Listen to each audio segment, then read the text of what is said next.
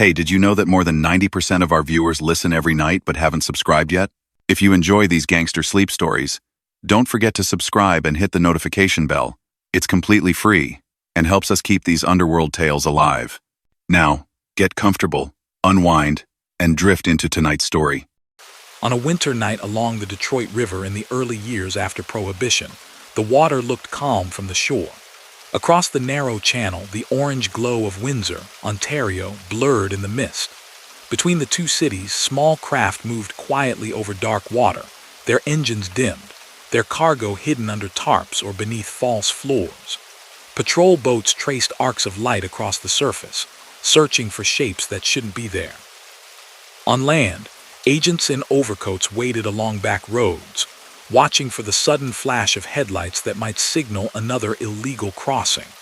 The newspapers called it the wettest border in the world, a place where industrial America's demand for alcohol met Canada's legal distilleries and breweries, and where law and profit collided night after night. In this tense landscape, law enforcement files would later point to a man whose name appeared again and again in reports and surveillance summaries, yet whose public profile remained almost invisible.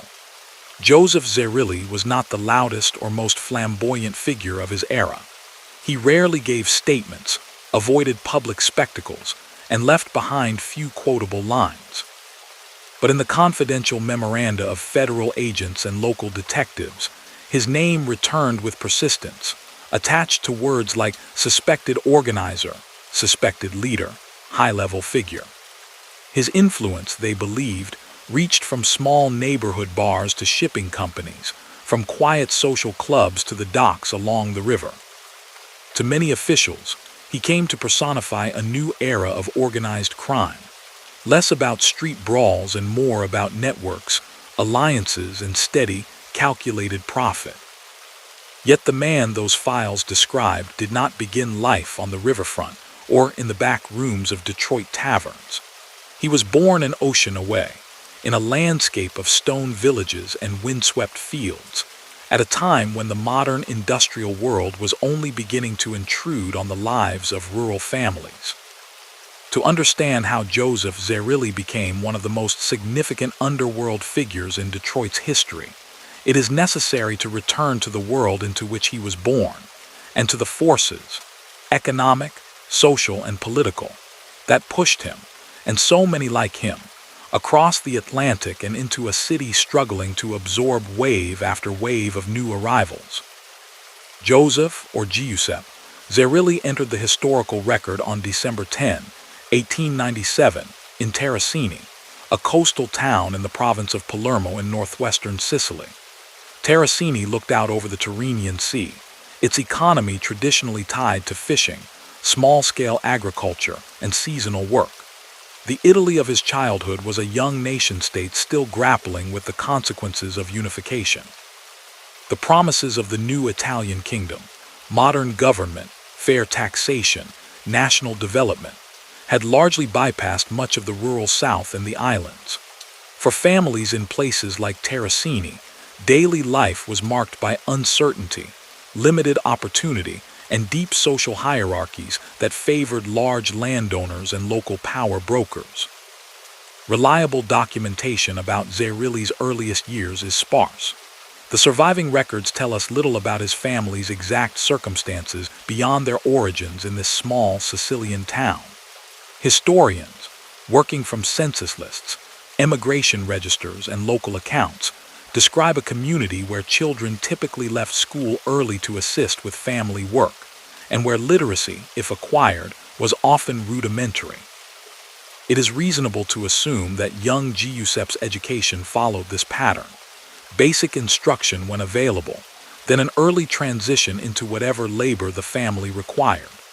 Whether he spent more time near the fishing boats, in nearby fields, or helping with odd jobs, his upbringing would have been shaped by a sense of scarcity and by the awareness that the best paths upward lay far from home.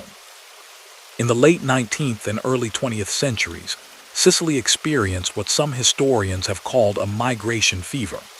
Letters from those who had already crossed the ocean circulated through villages, describing jobs in factories, higher wages, and the possibility, however distant, of property ownership. Steamship companies advertised relentlessly, and immigration agents moved through the countryside, offering to arrange passage on credit. At the same time, local taxes, mandatory military service, and the volatile politics of the region pushed many young men to look elsewhere. The alternative, many concluded, was a lifetime caught between seasonal labor and indebtedness to local elites.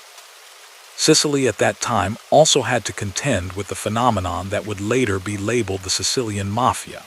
In the late 1800s and early 1900s, powerful local families and networks often acted as intermediaries between ordinary people and the authorities, whether through legal patronage or intimidation.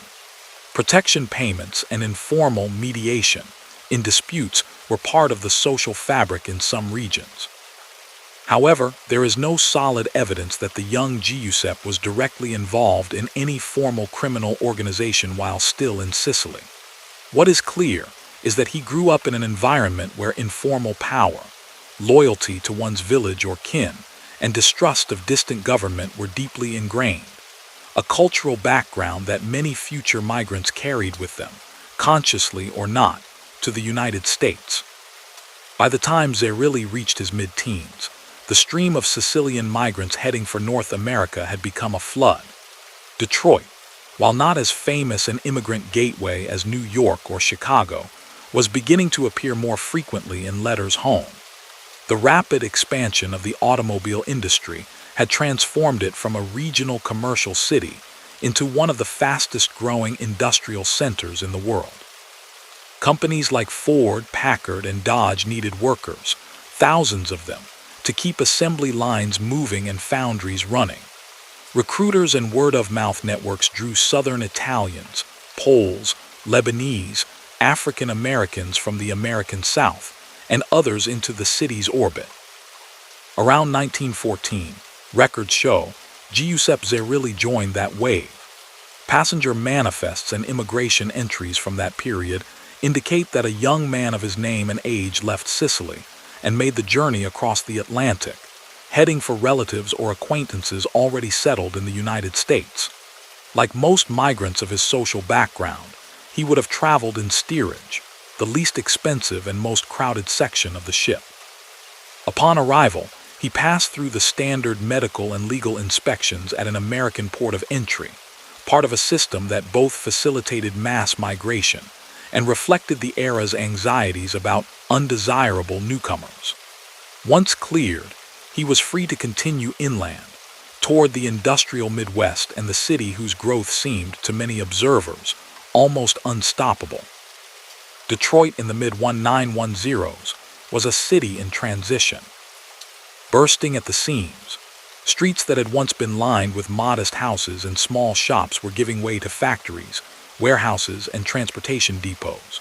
The Highland Park Ford plant, often cited as a symbol of modern mass production, had introduced the moving assembly line just a few years earlier, in 1913.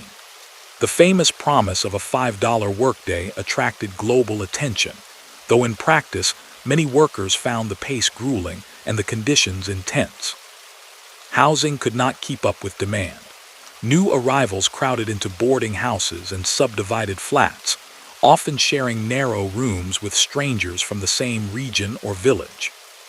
For Italian migrants like Zerilli, the city's east side became a focal point.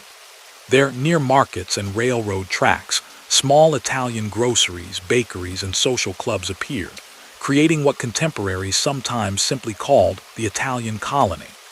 The neighborhood provided a measure of familiarity, language, food, religious festivals, but it also came with its own hierarchies and tensions. Established families from northern Italy sometimes looked down on newer arrivals from the south and from Sicily. Differences between villages and even between streets could matter. In this social environment, newcomers sought out patrons, employers, and protectors who could help them find work and adjust to local life. Early employment records accessed by later investigators suggest that Joseph found work in the kinds of jobs common to young male immigrants: manual labor in factories, construction work, and likely, at some stage, involvement with automobile production. The work was hard, the hours long, and supervisors frequently indifferent or hostile. The city around him, however, must have seemed unimaginably dynamic compared to quiet Terracini. Streetcars and freight trains crisscrossed the urban grid. New churches went up even as saloons and pool halls thrived on nearby corners. English mixed with Italian, Yiddish, Polish, and dozens of other languages. The rhythm of industrial time, shift changes, whistles, paydays, defined daily life. At the same time, Italians in Detroit, like many other immigrant groups, faced widespread discrimination. Newspapers often portrayed Southern Europeans as prone to violence or political extremism. Derogatory slurs were common in workplaces and public debates. The fear of so-called foreign conspiracies, intensified after events such as the 1910s anarchist bomb scares, and the trial of Italian immigrants Nicola Sacco and Bartolomeo Vanzetti elsewhere in the country. Although there is no indication that Zerilli himself was involved in radical politics, the suspicion that hung over European immigrant communities shaped how they interacted with the wider city, and how they responded when police or politicians entered their neighborhoods. Within these immigrant enclaves, informal systems of assistance took root. Mutual aid societies provided small cash payments in times of illness or death. Ethnic loan offices helped navigate financial needs. Some of these organizations were entirely legitimate. Others blurred the line between social support and coercion. In the early 20th century, the so-called Black Hand, a term used to describe extortion schemes carried out by threatening letters and occasional acts of violence, appeared in many Italian communities across the United States, including Detroit. Contemporary police reports and press coverage mention cases of small shopkeepers and laborers being pressured to pay for protection against supposed dangers, sometimes by men from their own regions. By the late 1910s, Detroit already had a small but active Italian underworld centered around such activities. Names like the Ginola brothers surfaced in connection with gambling, extortion, and control of certain neighborhoods. For most residents, these figures remained distant. They were known of, but not necessarily part of everyday life. For young men trying to make their way in the city, however, the presence of such figures introduced an additional dimension to local power. The possibility that influence and income could be obtained outside the factory gates. Whether as errand runners, lookouts, or participants in more complex schemes, some immigrants found themselves drawn into or pressured toward these networks. There is no detailed public record of when, exactly, Joseph Zerilli first crossed from the world of purely legal work into activities that attracted the attention of law enforcement. Early police files and immigration records rarely preserve that kind of personal turning point. What they do show, however, is the broader context in which such a shift would become more tempting. In January 1920, the United States implemented national prohibition through the Volstead Act.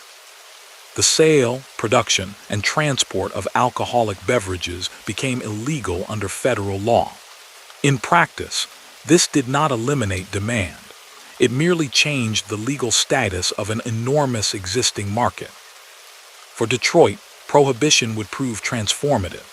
The city's proximity to Canada, where alcohol remained legal for much of the period and where enforcement differed, created an unprecedented opportunity for smuggling. The Detroit River, barely a mile wide in some stretches, became the focal point of a vast, illicit trade.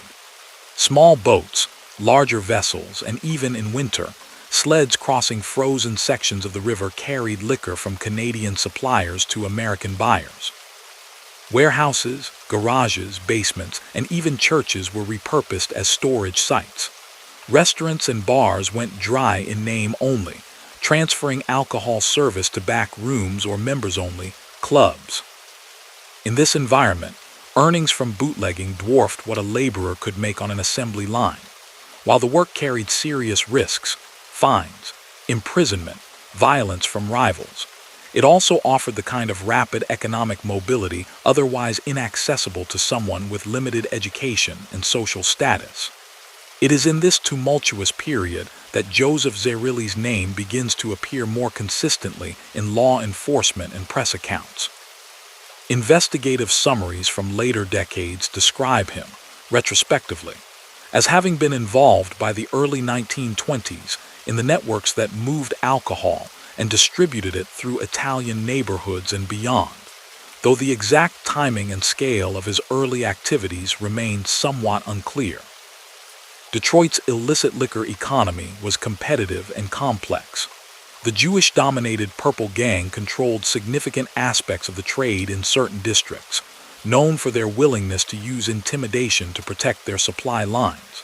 On the Italian side, various factions vied for influence, sometimes overlapping in alliances, sometimes clashing over territory and profits. Into this web stepped figures like Angelo Melli and Gaspar Milazzo, men with roots in Sicily and strong ties among the local Italian population. Later accounts by police and federal agents consistently place Zerilli in proximity to these men, describing him as an associate, then as a trusted lieutenant in operations that combined bootlegging with gambling and other rackets. The social structures of the immigrant community played a central role in this evolution. Weddings, christenings, religious festivals, and funerals all served as points of contact where relationships were strengthened and business discussed.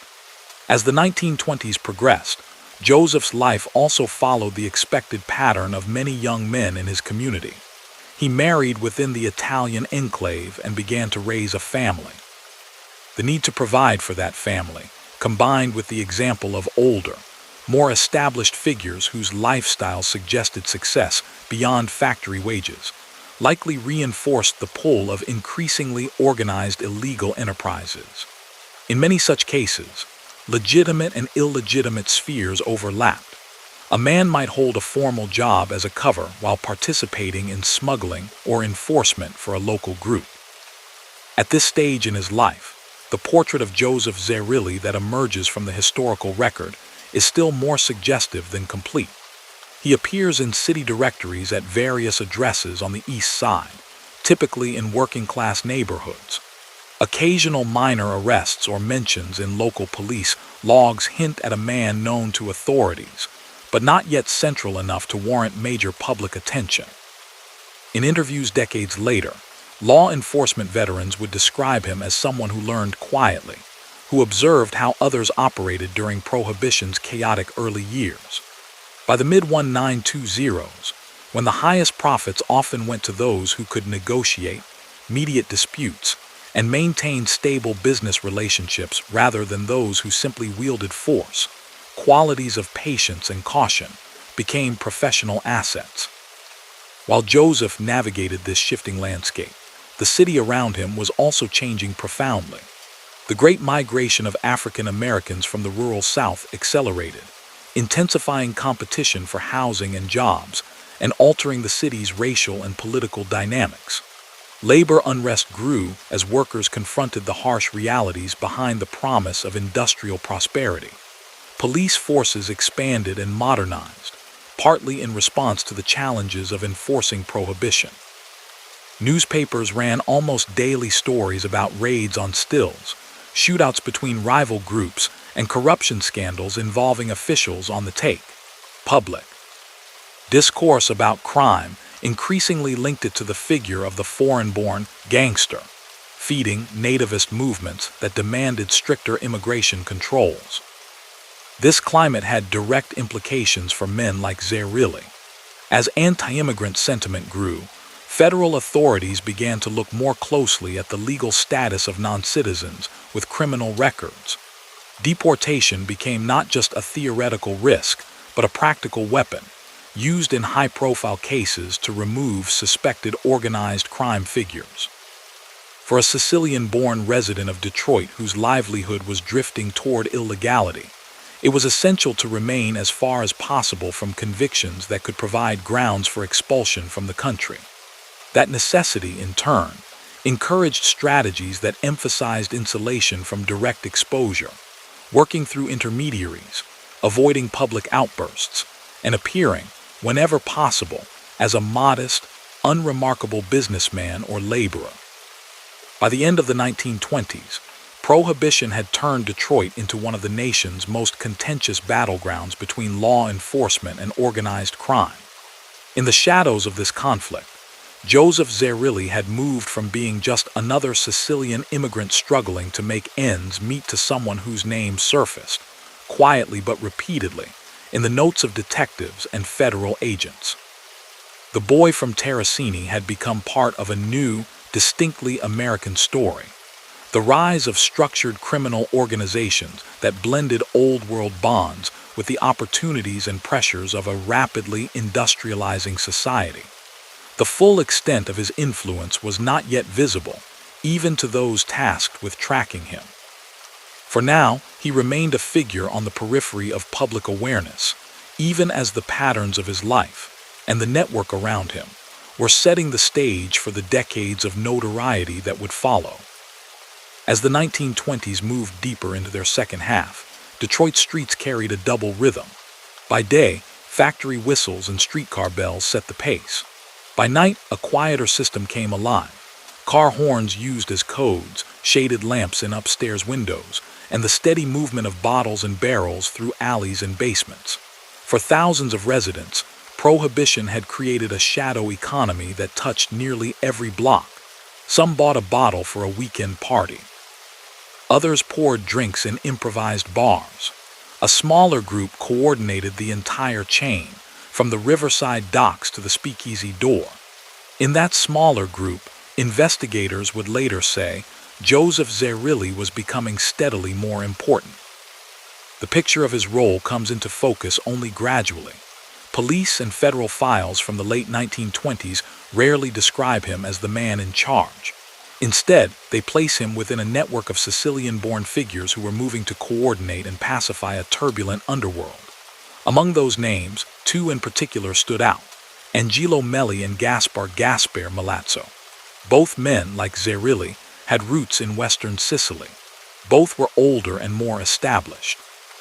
Melli was based for many years in Highland Park and the East Side, active in bootlegging and gambling. Malazzo, respected in Detroit and with connections extending back to Castellamare del Golfo and to New York circles, was viewed by many as a mediator, someone who could settle disputes between factions before they erupted into open warfare. The need for such mediators was urgent because Detroit's underworld was far from unified. On the one hand were the various Italian groups, themselves divided by regional origin and personal loyalties. On the other were other ethnic gangs, most famously the Purple Gang, a predominantly Jewish group that had risen from the tough conditions of the city's lower East Side. The Purples controlled key pieces of the riverfront trade and served as wholesalers for numerous independent operators. They were feared for their readiness to use threats and violence to maintain their position. Relations between the Purples and the Italian bootleggers were often tense, shifting between business cooperation and bitter rivalry. Within this volatile landscape, men like Melli and Malazzo worked to build something more stable. Later law enforcement analyses describe a process in which older feuds, some dating back to the collapsing reign of earlier bosses like the Genola brothers, were gradually sidelined in favor of a more businesslike approach. The goal was to keep profits flowing and avoid constant street conflict that drew attention and disrupted trade. For this kind of project, someone with Joseph Zerilli's temperament, a man remembered as cautious, low-key, and patient, could be especially valuable. He had grown up alongside the new industrial order in Detroit and understood, from his own years of labor, how much could be gained from regularity and order. Federal agents who later reconstructed the period believed that by the mid to late 1920s, Zerilli was working closely with Melli's faction, especially on the city's east side. That area, dense with immigrant families and small businesses, was ideal territory for discreet distribution. Delivery trucks could blend into ordinary traffic. Storefronts that appeared to sell only groceries or hardware could, after hours, move steady quantities of liquor to known customers. The liquor itself often came across the river under the protection or arrangement of larger syndicates, but once inside the city, it passed into the hands of neighborhood-level organizations that managed risk and profit locally. In those years, the skills that mattered most for someone in Joseph's position were not necessarily those celebrated in sensational newspaper stories. The front-page headlines focused on spectacular raids, shootings on crowded streets, and the occasional high-speed chase along the river roads. But behind the scenes, maintaining a functioning system demanded different qualities. Knowing who could be trusted with money and merchandise, arranging payments to ensure cooperation from corrupt officials while avoiding those who might be under scrutiny, and mediating disputes before they spiraled. Testimony from informants decades later frequently painted Zerilli as one of the men who excelled at this quieter work, leaving more visible, impulsive figures to draw the headlines. Law enforcement, too, was learning. Early prohibition enforcement had been chaotic and inconsistent.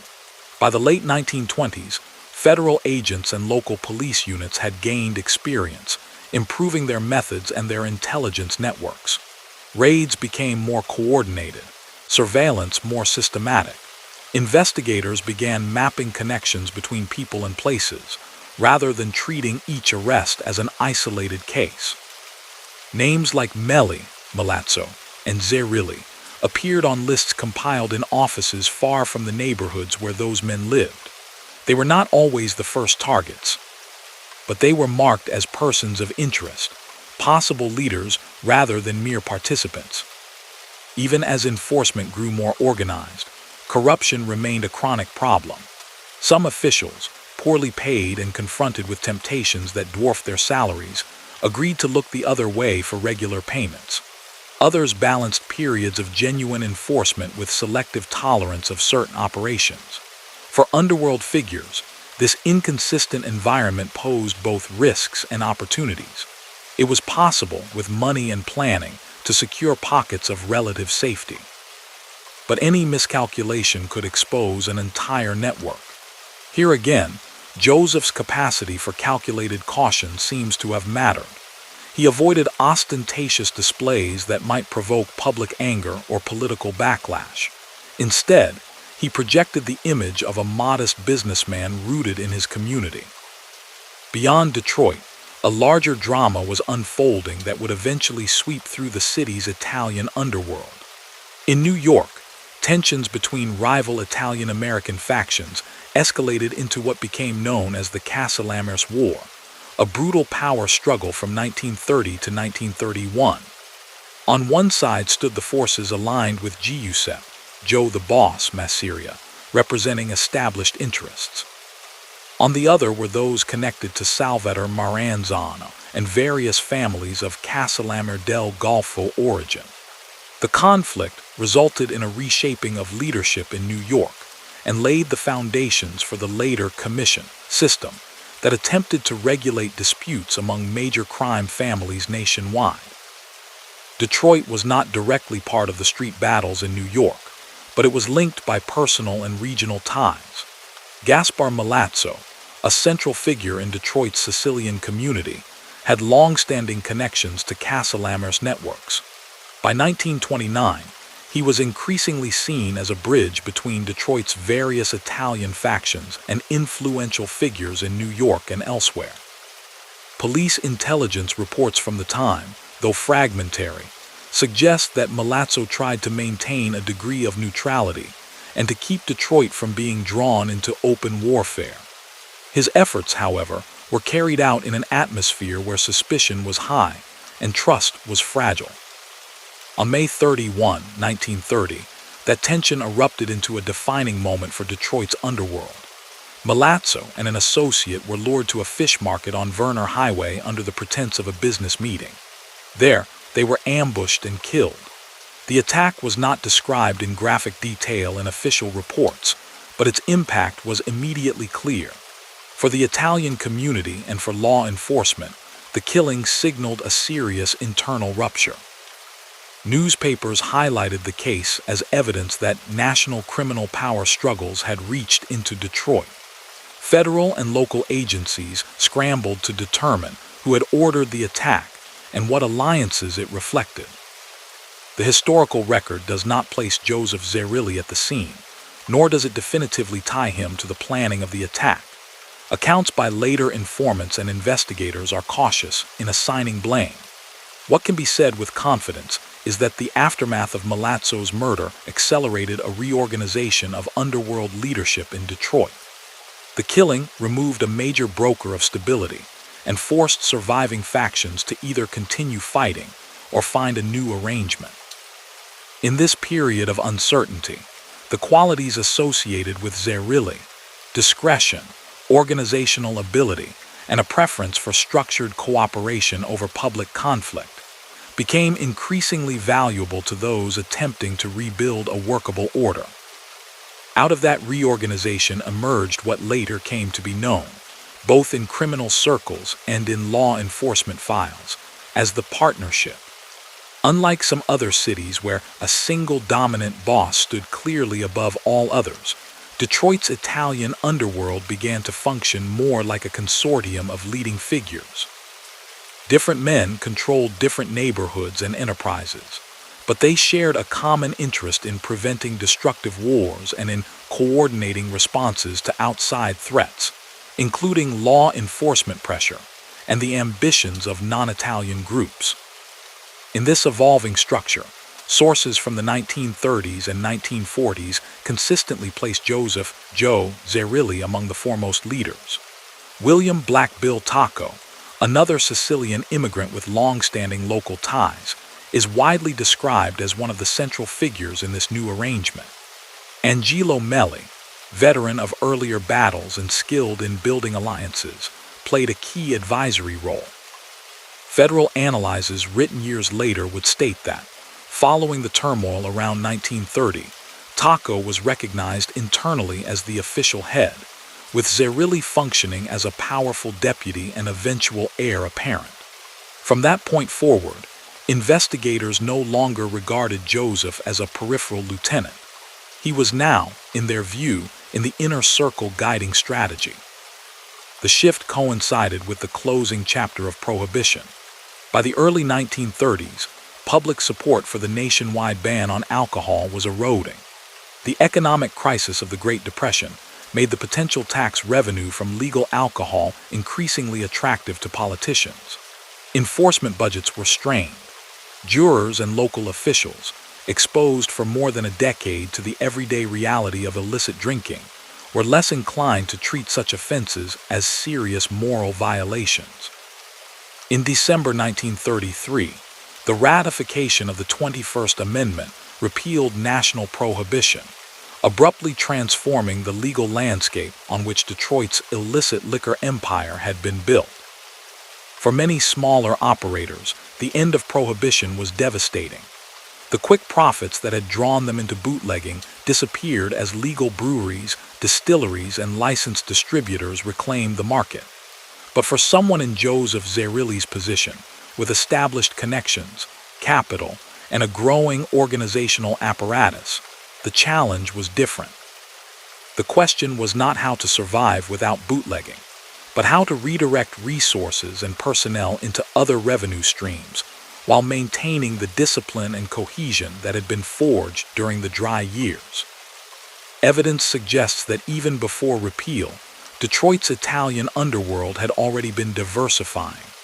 Illegal gambling, especially numbers games, card rooms, and betting on sporting events, offered steady income and could operate with less risk of attracting national political attention than large-scale smuggling.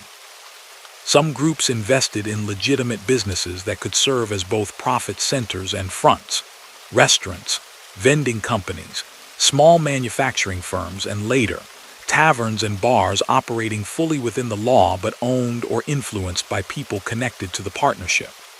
Labor racketeering, though a more sensitive and complex field, also became an area of interest.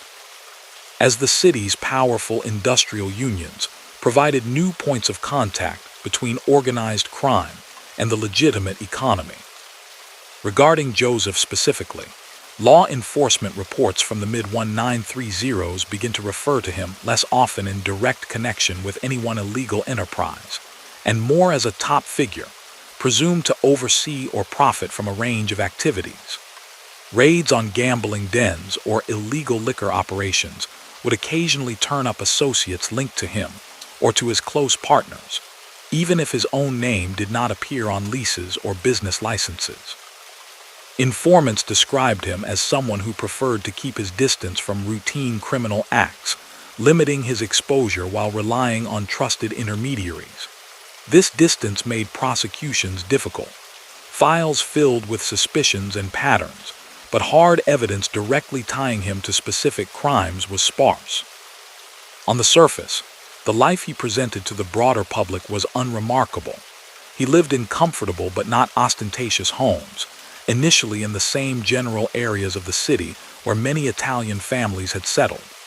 He showed up in city directories under his own name. Photographs from later decades, when he had reached the height of his influence, would show a neatly dressed, serious-looking man whose appearance would not have drawn attention on any city street. For neighbors unconnected to the underworld, he could appear as a stable family patriarch, a presence at local religious events or community gatherings, giving few clues to the web of relationships and decisions that flowed through him. Yet the consequences of the system in which he played such a prominent part were felt widely. Illegal gambling could drain the limited incomes of working families. Intimidation of business owners and labor leaders could distort local economies and undermine democratic processes. The quiet threat that serious disputes might be handled not through courts, but through unauthorized violence created an atmosphere of fear for those who ran afoul of the wrong people. While Joseph himself carefully avoiding dramatic public incidents, the organization he helped build operated in a world where the threat of force, even if rarely displayed openly, remained a central tool for maintaining control. The Great Depression deepened the social pressures surrounding all of this. Unemployment surged as auto plants cut back or shut down entirely for periods. Families that had seemed secure in the late 1920s found themselves struggling to pay rent and buy food. In such conditions, the temptation to seek quick money through illegal means, whether running small games, acting as a courier, or serving as a lookout, grew stronger. At the same time, corrupt officials willing to sell favors or inside information became more vulnerable to offers of underworld assistance. For a criminal organization led by figures like Zerilli, this environment offered both expanded opportunities and heightened risks. Each new recruit could become an asset, but also a potential weak link susceptible to arrest and pressure. By the later 1930s, as the national economy slowly began to recover and international tensions increased in the lead-up to the Second World War, law enforcement agencies took stock of where things stood in Detroit. Internal memoranda from this period, declassified decades later, commonly listed Joe Zerilli near the top of charts depicting the structure of the city's Italian underworld. He was now viewed, not as a rising figure, but as an established leader alongside Taco, Melli, and a small circle of others.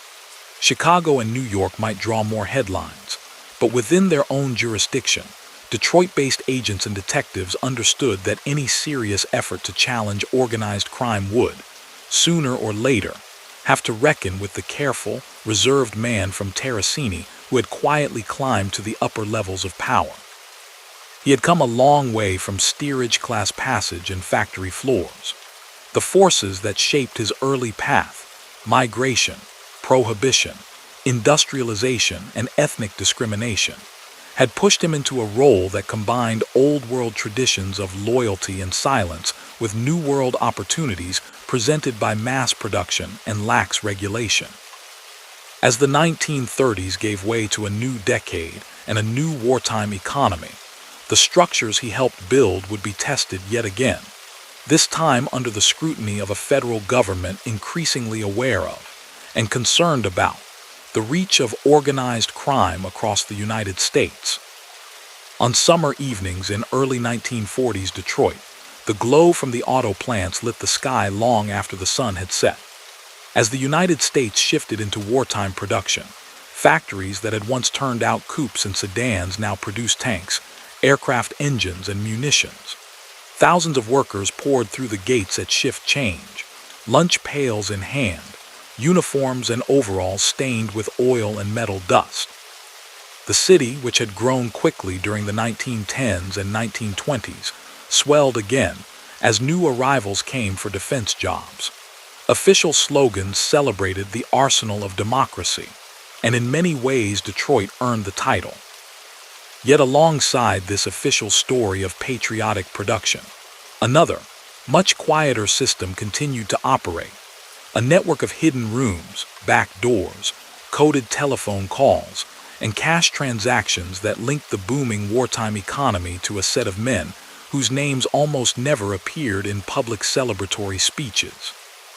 By this point, law enforcement reports and later historical research agree Joseph Zerilli occupied a central place in that hidden system.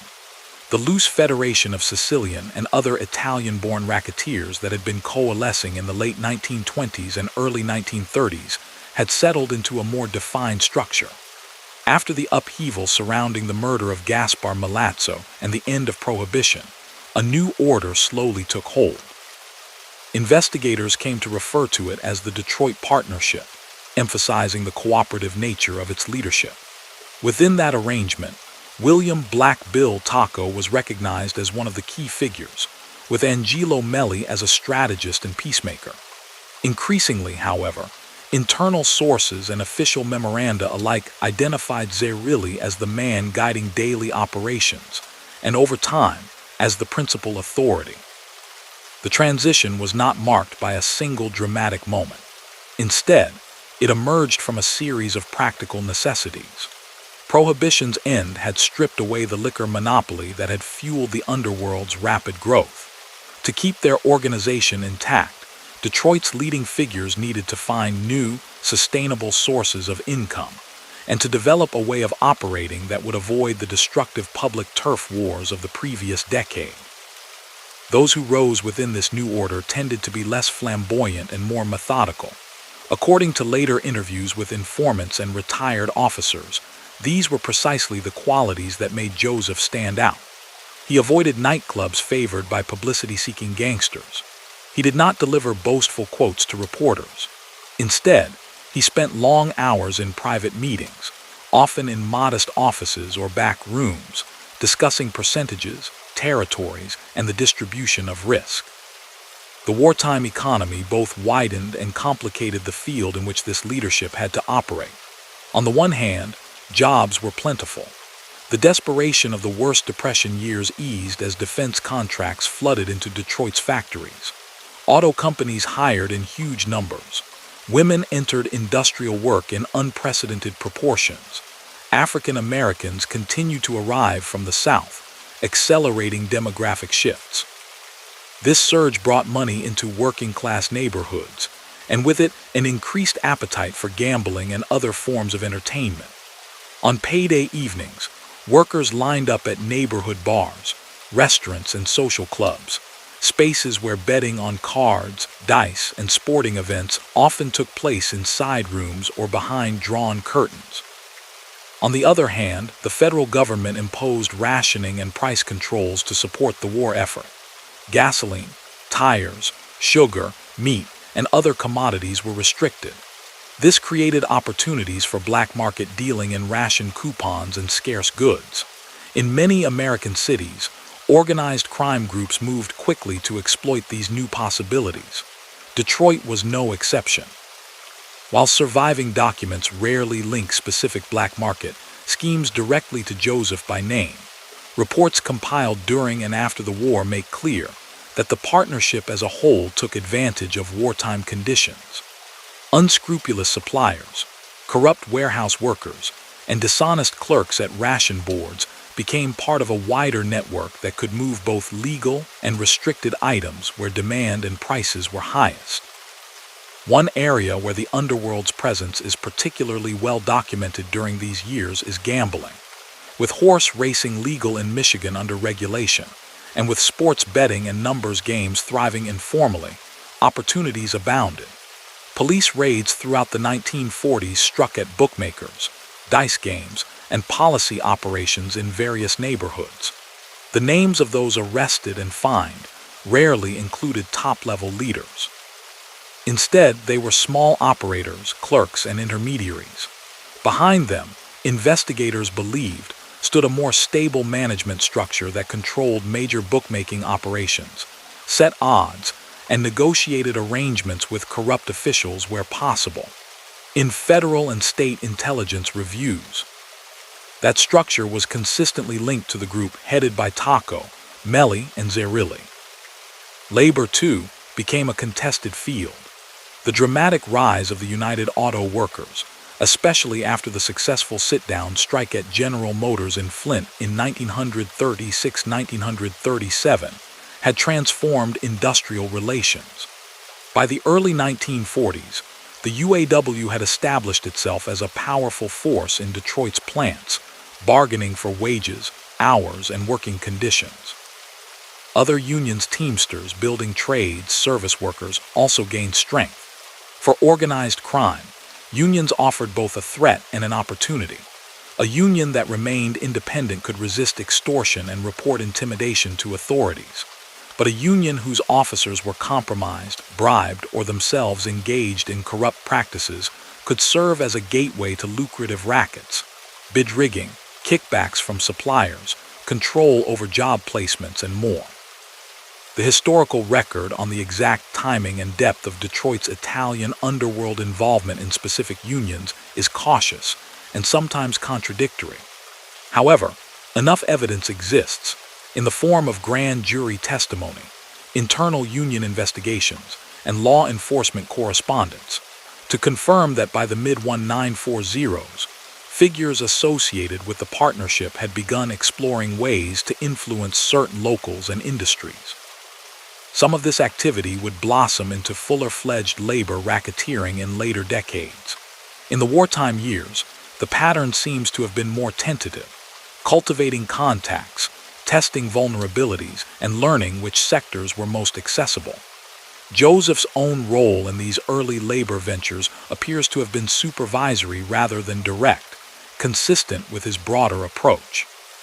He preferred to understand who controlled which union offices, rather than personally pressuring shop stewards or rank-and-file workers. Despite growing suspicions about centralized leadership, efforts to bring serious criminal charges against Joseph during the 1940s faced significant obstacles. He had learned from the experiences of earlier Prohibition-era bosses who had been undone by tax prosecutions or direct links to violent acts. He kept his name off corporate documents when possible, avoided public displays of sudden wealth, and maintained a lifestyle that, while comfortable, did not flagrantly contradict his nominal business interests. Those interests were varied. Over time, he and his close associates acquired stakes in real estate, taverns, vending machine companies, and other small to medium-sized enterprises that provided both legitimate income and cover for less transparent activities. Police and federal agents, aware of this strategy, adapted in turn.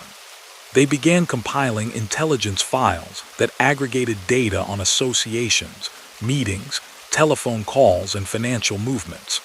Rather than waiting for high-profile crimes, they tried to map the structure of the entire organization. In such files, Joseph's name often appeared with quiet regularity. He was listed as having been observed entering a particular restaurant at a certain time, or as having been seen in the company of other known figures. Though none of these entries alone constituted a crime, together they painted a picture of his centrality. As early as the mid-1940s, some internal memos described him, in paraphrased form, as the key man among the Sicilian element in Detroit, or believed to be at the head of the dominant Italian group. This growing recognition did not mean that the broader public knew his name. National media attention remained focused on more flamboyant figures in New York, Chicago, and elsewhere. Within Detroit, when newspapers wrote about rackets, They tended to mention local policemen, small-time operators, or the occasional spectacular case involving a corrupt official. The notion of a nationally connected, disciplined syndicate was still emerging in public discourse. Many citizens still thought of gangsters in terms of Prohibition-era stereotypes: flashy cars, Thompson submachine guns, and photographs splashed across front pages. The quiet, middle-aged man who left his house at regular hours and attended church events with his family did not fit that image, and that discrepancy helped Joseph operate in relative obscurity. Yet beyond Detroit, the concept of a coordinated national underworld was gradually taking shape. In 1946, American and Cuban authorities took note of an unusual convergence of known and suspected criminal figures in Havana. According to numerous later accounts by organized crime historians, that gathering brought together representatives from multiple American cities: New York, Chicago, Buffalo, Cleveland, Tampa, and others, to discuss business interests and settle disputes. Detroit, by the mid-1940s, was unquestionably significant enough to warrant representation at such a meeting. Many sources identify Joseph as Detroit's senior delegate at the Havana gathering, sometimes accompanied by or represented alongside William Taco. The details of the discussions remain shadowy, but the very fact that Detroit's leadership traveled to a foreign city to attend a national conference underscores how far their influence had expanded beyond local bootlegging and neighborhood rackets. Participation in such high-level meetings also tied Detroit more explicitly into the structure that federal agents would later refer to as La Cosa Nostra, or simply the Mafia. While the exact terminology used by participants themselves in the 1940s remains a matter of debate among scholars, there is little doubt that by this time, an informal but real coordinating body, often called the Commission, existed among major American Italian crime families. This body aimed to reduce internecine warfare and adjudicate serious disputes that might otherwise destabilize profitable enterprises. For Joseph, rubrics aside, the practical meaning was clear. Detroit's partnership was not an isolated phenomenon, but one recognized and largely accepted by powerful peers in other cities. With that recognition came both prestige and obligations. Detroit was expected to respect certain boundaries, to consult on issues with interstate implications, and to contribute when joint ventures arose. At home, the transition from wartime to post-war Detroit brought new challenges. As factories shifted from tanks back to cars, the workforce adjusted. Many women who had worked in war plants left or were pushed out as returning servicemen reclaimed industrial jobs. Veterans came home with altered expectations, and in some cases, with physical or psychological injuries. The GI Bill provided educational and housing opportunities that reshaped the city and its suburbs. Italian Americans, including those in neighborhoods associated with the partnership, were part of this larger movement. Families moved from crowded inner-city blocks to newer developments on the city's fringes or in nearby suburbs such as Grosse Pointe, Harper Woods, and others. As they did, the social and geographical landscape of Detroit's Italian community changed. Joseph and his immediate circle mirrored this broader pattern. Property records and city directories show a gradual relocation of key figures from older East Side enclaves to more spacious homes in areas that signaled upward mobility. These moves did not sever ties to traditional neighborhoods. Business interests, social clubs, and churches remained important, but they did offer a degree of insulation. Police surveillance became more complicated when meetings could occur in quiet, tree-lined streets far from the dense, watchful networks of the inner city. At the same time, these residential shifts reflected something deeper: the integration, at least on the surface, of figures associated with organized crime into the mainstream middle class. That integration produced social tensions. Many Italian Americans worked hard to distance themselves from any association with criminality. They pursued education, opened legitimate businesses, and participated actively in civic life. For them, men like Joseph represented a stigma they had to overcome, the persistent stereotype of the Italian gangster. Community leaders, priests, and business owners sometimes cooperated with police investigations, quietly sharing information when intimidation and fear allowed. Others, bound by kinship or long acquaintance, maintained more ambiguous relationships, seeking to balance personal loyalty with a desire to protect their communities from the more destructive effects of underworld activity. For law enforcement, the immediate post-war period marked a shift in perspective. The Federal Bureau of Investigation under J. Edgar Hoover, long reluctant to acknowledge the existence of a nationwide mafia, began accumulating more systematic data on interstate criminal networks. Though Hoover still publicly emphasized bank robbers, kidnappers, and political subversives, internal files on figures like Joseph grew thicker. In Detroit, local authorities created specialized units, often called racket squads or organized crime details, tasked with monitoring gambling, loan sharking, and other rackets. They raided betting parlors, seized gambling equipment, and summoned suspected racketeers for questioning. Despite this increasing pressure, Joseph avoided any long prison terms during the 1940s. Minor arrests, if they occurred, did not result in substantial convictions. When he was subpoenaed to testify in civil or criminal proceedings involving others, he often declined to provide substantive answers, invoking his legal rights to avoid self-incrimination. This cautious, defensive posture frustrated prosecutors but protected him. The key to his strategy lay in the distance he kept from direct involvement in day-to-day criminal operations. Orders were relayed through layers of trusted intermediaries. Money moved through a combination of cash and carefully structured business arrangements. When enforcement fell on someone lower in the chain, that person often had little or nothing that could be used to build a case against leaders at the top. Still, the accumulation of intelligence was not meaningless. It laid the groundwork for the first major national effort to confront organized crime as a systemic issue rather than a series of isolated local cases. By the late 1940s, public concern about corruption, gambling, and the influence of racketeers on politics and labor had grown. Journalists began publishing investigative series drawing lines between city halls, police stations, and known underworld figures. State-level crime commissions formed in New York and other places to study the issue. In Washington, some members of Congress started to argue that organized crime, operating across state lines, posed a significant threat to interstate commerce and democratic institutions. In this environment, the name Joseph Zerilli slowly moved from the shadows of local intelligence files into the preliminary notes of congressional staff. He was not yet a figure known to the average newspaper reader outside of Detroit, but among those charting suspected national hierarchies, he was now routinely placed in the top tier. The man to see in Detroit if one wished to gain the cooperation of its Italian underworld. His reputation rested not on spectacular acts, but on persistence, adaptability, and a decade and a half of steady consolidation.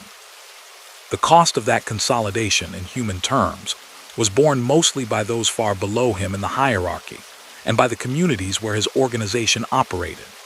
Small-time gamblers who fell heavily into debt, business owners pressured into making regular illegal payments, workers whose union locals were warped by corrupt influences.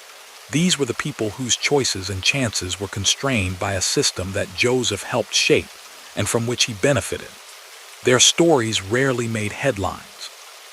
Yet they formed the background against which his life and career must be understood. The power he accumulated by the end of the 1940s was real, but it was built on practices that undermined the rule of law and exploited social and economic vulnerabilities. By the close of the decade, the stage was set for a new phase in the public battle over organized crime. The war was over, the economy was expanding, and Americans were turning their attention to domestic issues. In Congress, a young senator from Tennessee, Kefauver, would soon begin pushing for a nationwide inquiry into the influence of criminal syndicates. When that spotlight finally reached Detroit, it would illuminate the quiet figure who had risen from immigrant obscurity to become, in the eyes of many investigators, the central architect of one of the country's most enduring underworld organizations. When Americans in the early 1950s turned on their brand new television sets, they were often greeted not by scripted dramas or variety shows, but by stern-faced senators seated at long tables beneath bright lights. The hearings of the Senate Special Committee to investigate crime in interstate commerce, soon known simply as the Kefauver Committee, brought the idea of a nationwide criminal syndicate into living rooms from Detroit to Los Angeles.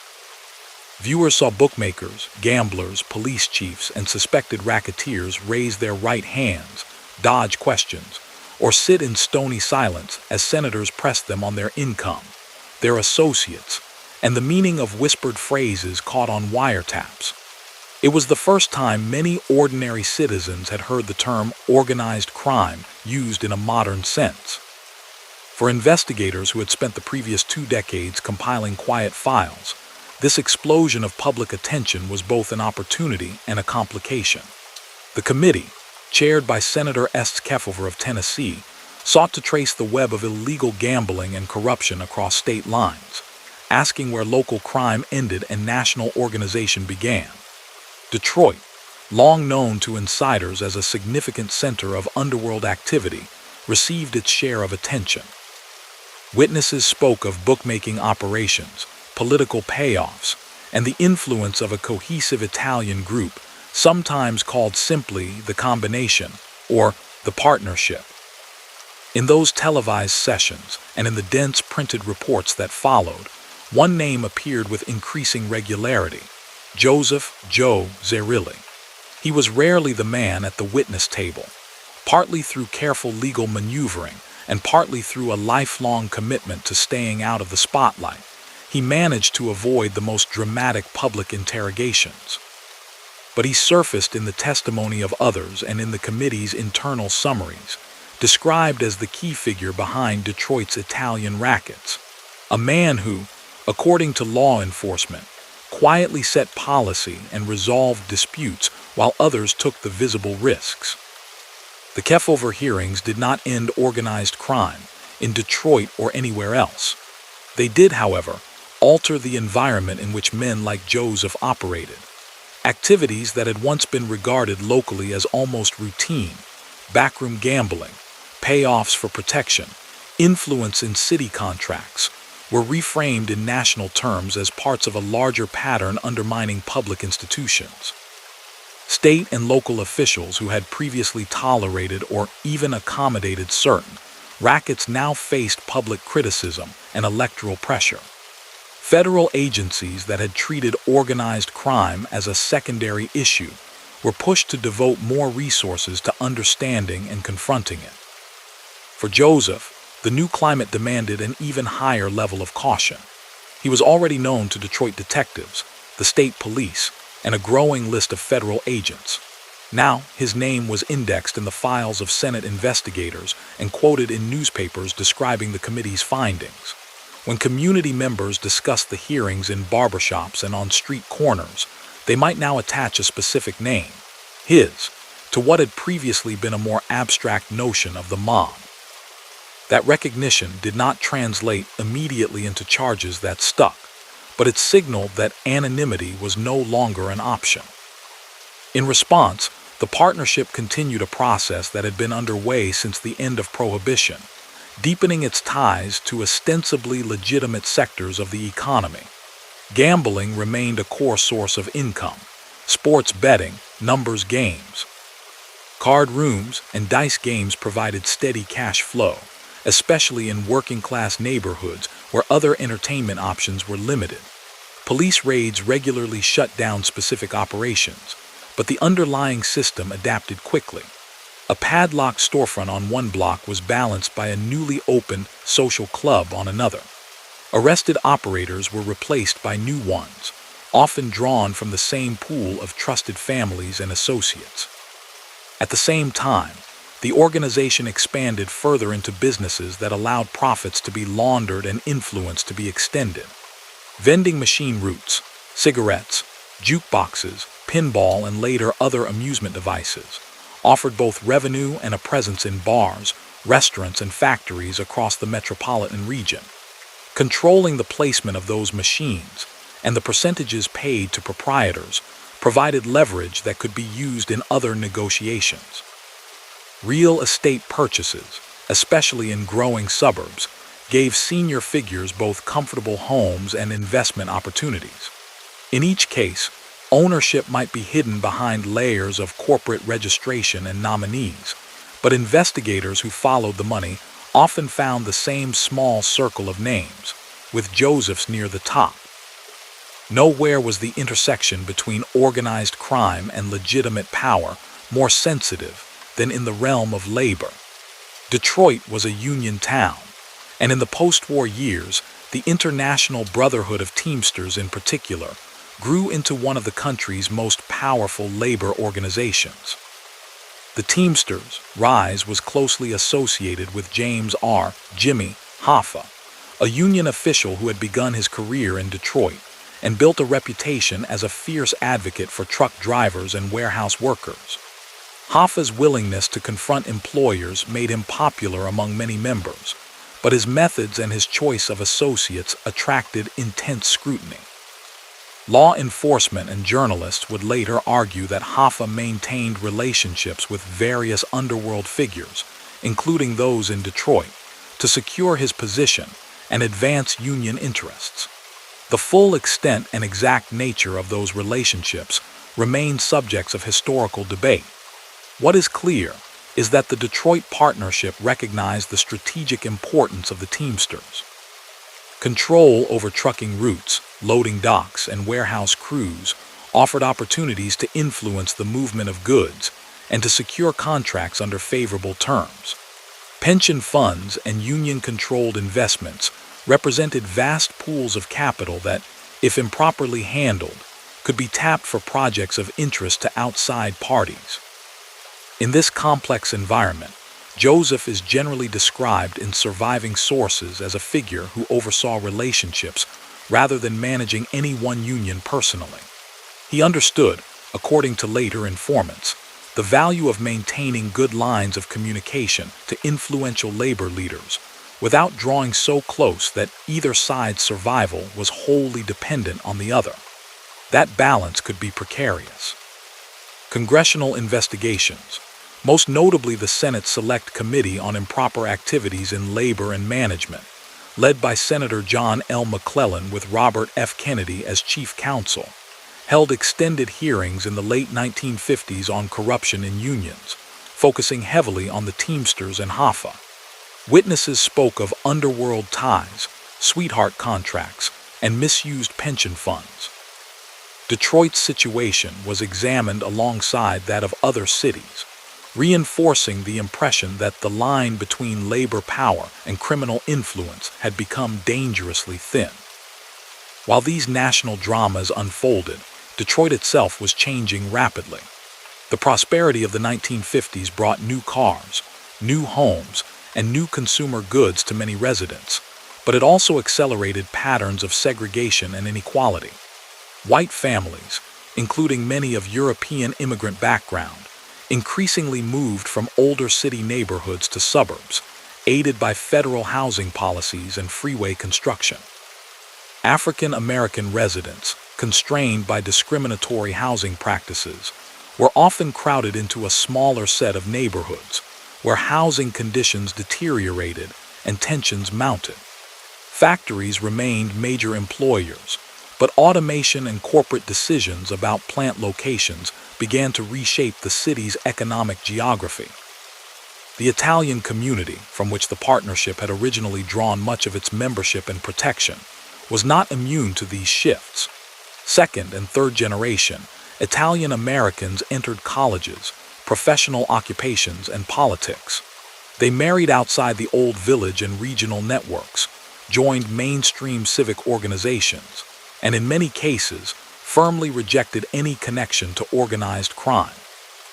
For them, the presence of a powerful underworld group with Italian leadership created an added burden of stereotype to overcome. Several Italian-American civic groups publicly condemned criminal activity and cooperated with anti-crime initiatives, seeking to separate community identity from the actions of a small minority. Within that context, Joseph's personal life followed a pattern common among men of his generation who had found success, whether legitimate or not.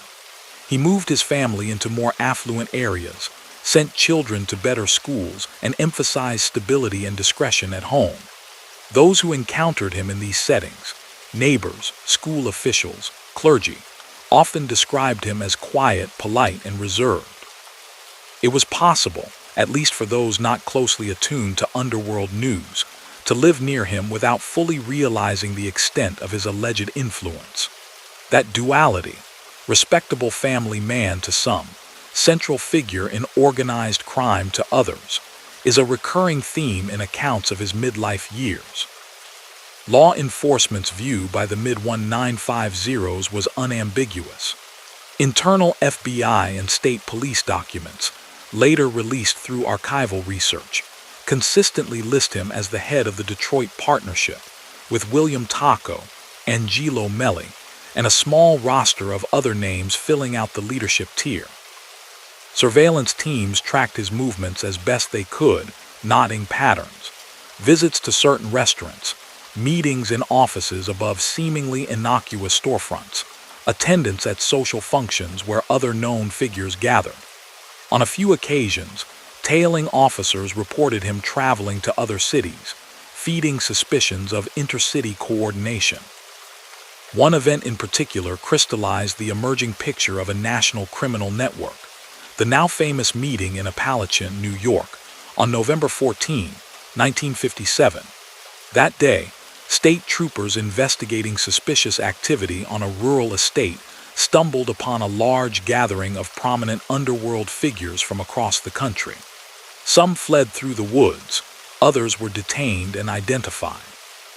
The Appalachian raid produced a list of names that confirmed, in the starkest possible way, what many investigators had been arguing for years, that there existed a loose, yet real national structure linking major Italian-American crime families.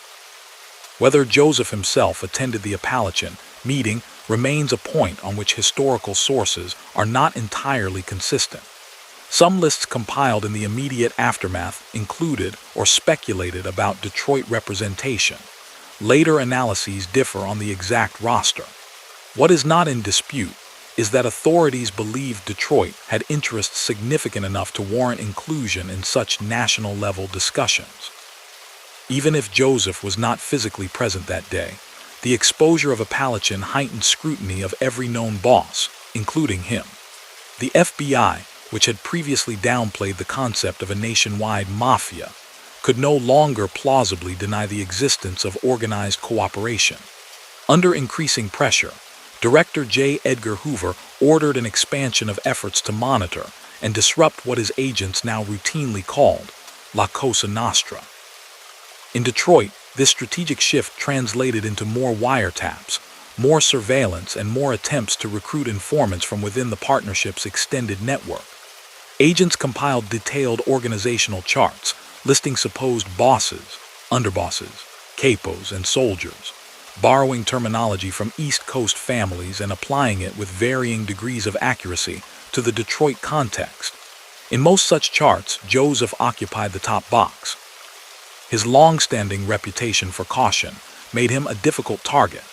He rarely used telephones for sensitive conversations, preferred face-to-face meetings, and delegated operational details to subordinates.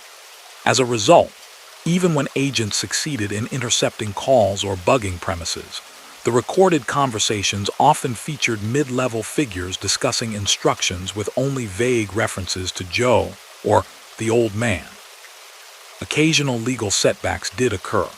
Over the years, Joseph faced investigations related to gambling, alleged tax irregularities, and possible involvement in efforts to corrupt public officials. Some inquiries resulted in indictments, others quietly lapsed for lack of solid evidence. When charges did move forward, skilled defense attorneys challenged the admissibility of evidence, questioned the credibility of informants, and exploited procedural weaknesses. Juries, asked to weigh circumstantial connections and complex financial trails, sometimes hesitated to convict. Through a combination of legal defense, the inherent difficulty of building cases against upper-level figures, and his own careful habits, Joseph managed to avoid lengthy prison terms during much of this period. That does not mean he was untouched by the legal system. Even investigations that did not end in conviction had consequences: hours spent in depositions, resources devoted to defense, and the constant need to adjust operations to minimize exposure. Family members, too, felt the strain. Children grew up aware that their father's name appeared in newspaper stories about crime investigations, aware that phone calls might be monitored, and that casual friendships could be scrutinized. Some chose to distance themselves from the underworld entirely. Others, especially sons and nephews, were drawn into the orbit of their elders' enterprises, whether through genuine interest, loyalty, or a sense of inevitability. By the early 1960s, a generational transition within the Detroit partnership had begun. Joseph, now in his 60s, retained ultimate authority in the eyes of law enforcement, and according to most accounts within the organization itself. Yet he increasingly relied on a younger cadre to manage day-to-day activities. Among them was his son, Tony Zerilli, born in 1927, who emerged as one of the leading figures of the next generation. Educated, fluent in English in a way his father's generation often was not, and moving comfortably in both underworld and legitimate business circles, Tony symbolized the partnership's adaptation to post-war America. With Joseph's support, this younger leadership tier explored opportunities that reflected broader changes in American life. One of the most notable shifts was the expansion of interest in legal and quasi-legal gambling beyond local back rooms. As states began to experiment with regulated racing, lotteries, and other forms of gaming, and as resorts such as Las Vegas grew rapidly, the prospect of investing in or influencing casino operations became increasingly attractive to organized crime groups across the country. In later years, federal investigations and court cases would detail how pension funds, business fronts, and silent partnerships played roles in schemes to profit from distant casinos. Detroit's involvement in such ventures would draw scrutiny, and questions about the Zerilli family's role became central to several major cases. Even before those investigations crystallized, however, Joseph's essential pattern remained. He stayed out of sight as much as possible, letting younger men appear as the faces of new enterprises. Observers at the time, including some within law enforcement, debated how much day-to-day control he continued to exercise. Some painted him as a chairman of the board figure, approving major decisions but not managing details.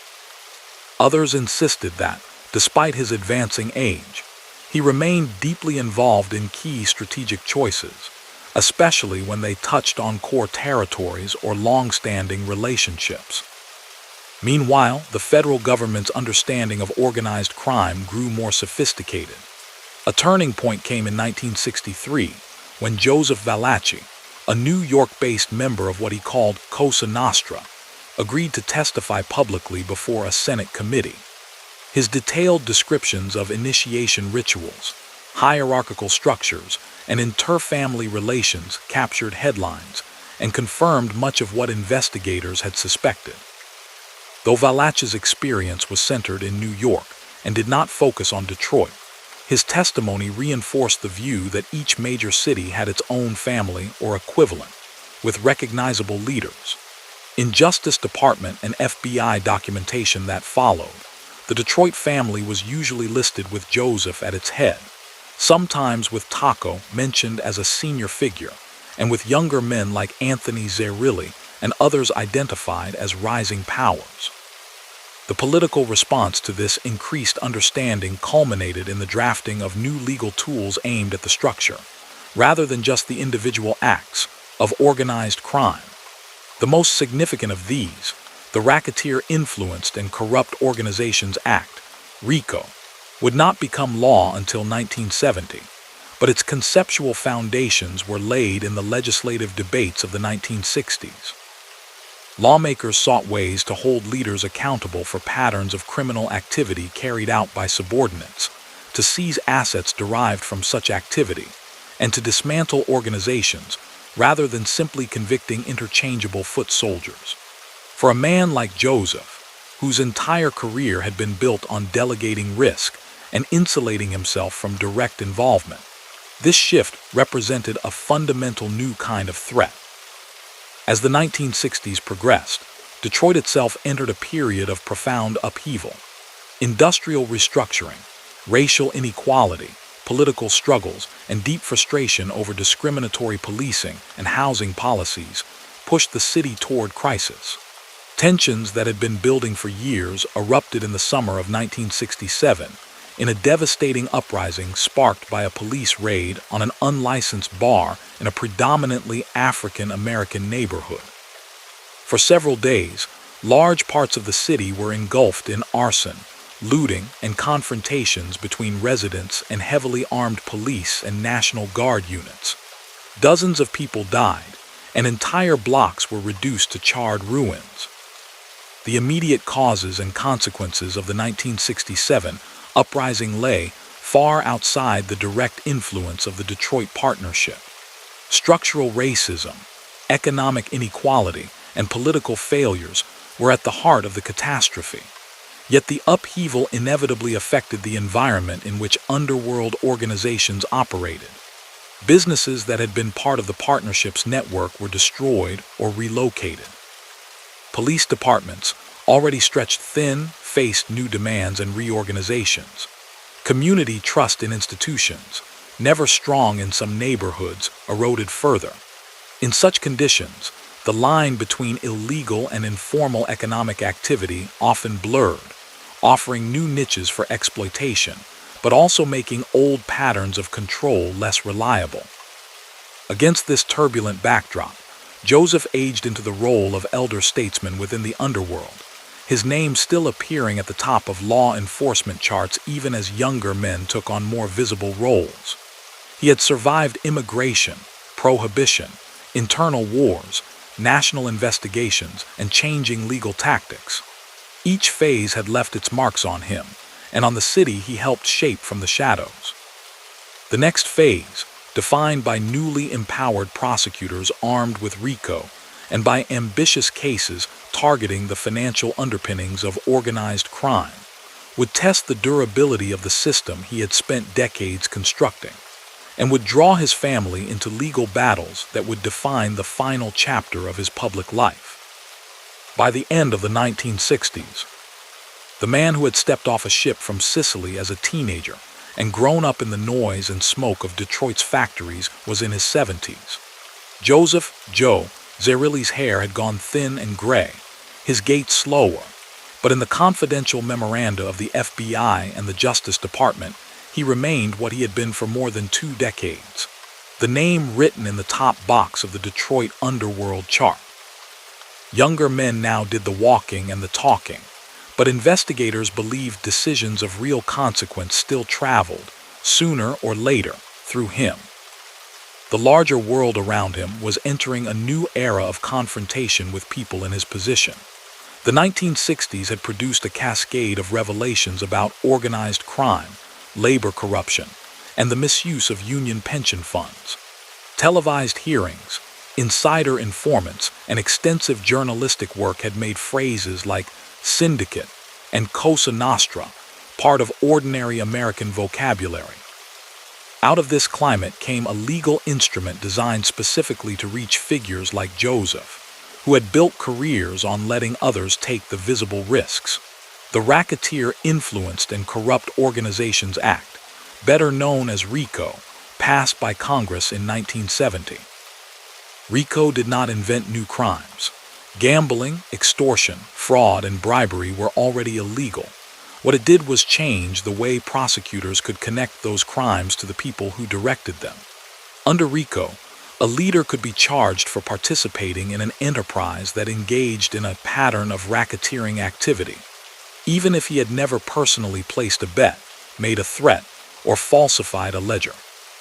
Profits from such activity could be seized, and long prison sentences imposed, if prosecutors could show that the enterprise existed and that the defendant had a meaningful role within it. For a man whose entire method depended on insulation and deniability, this was a profound challenge.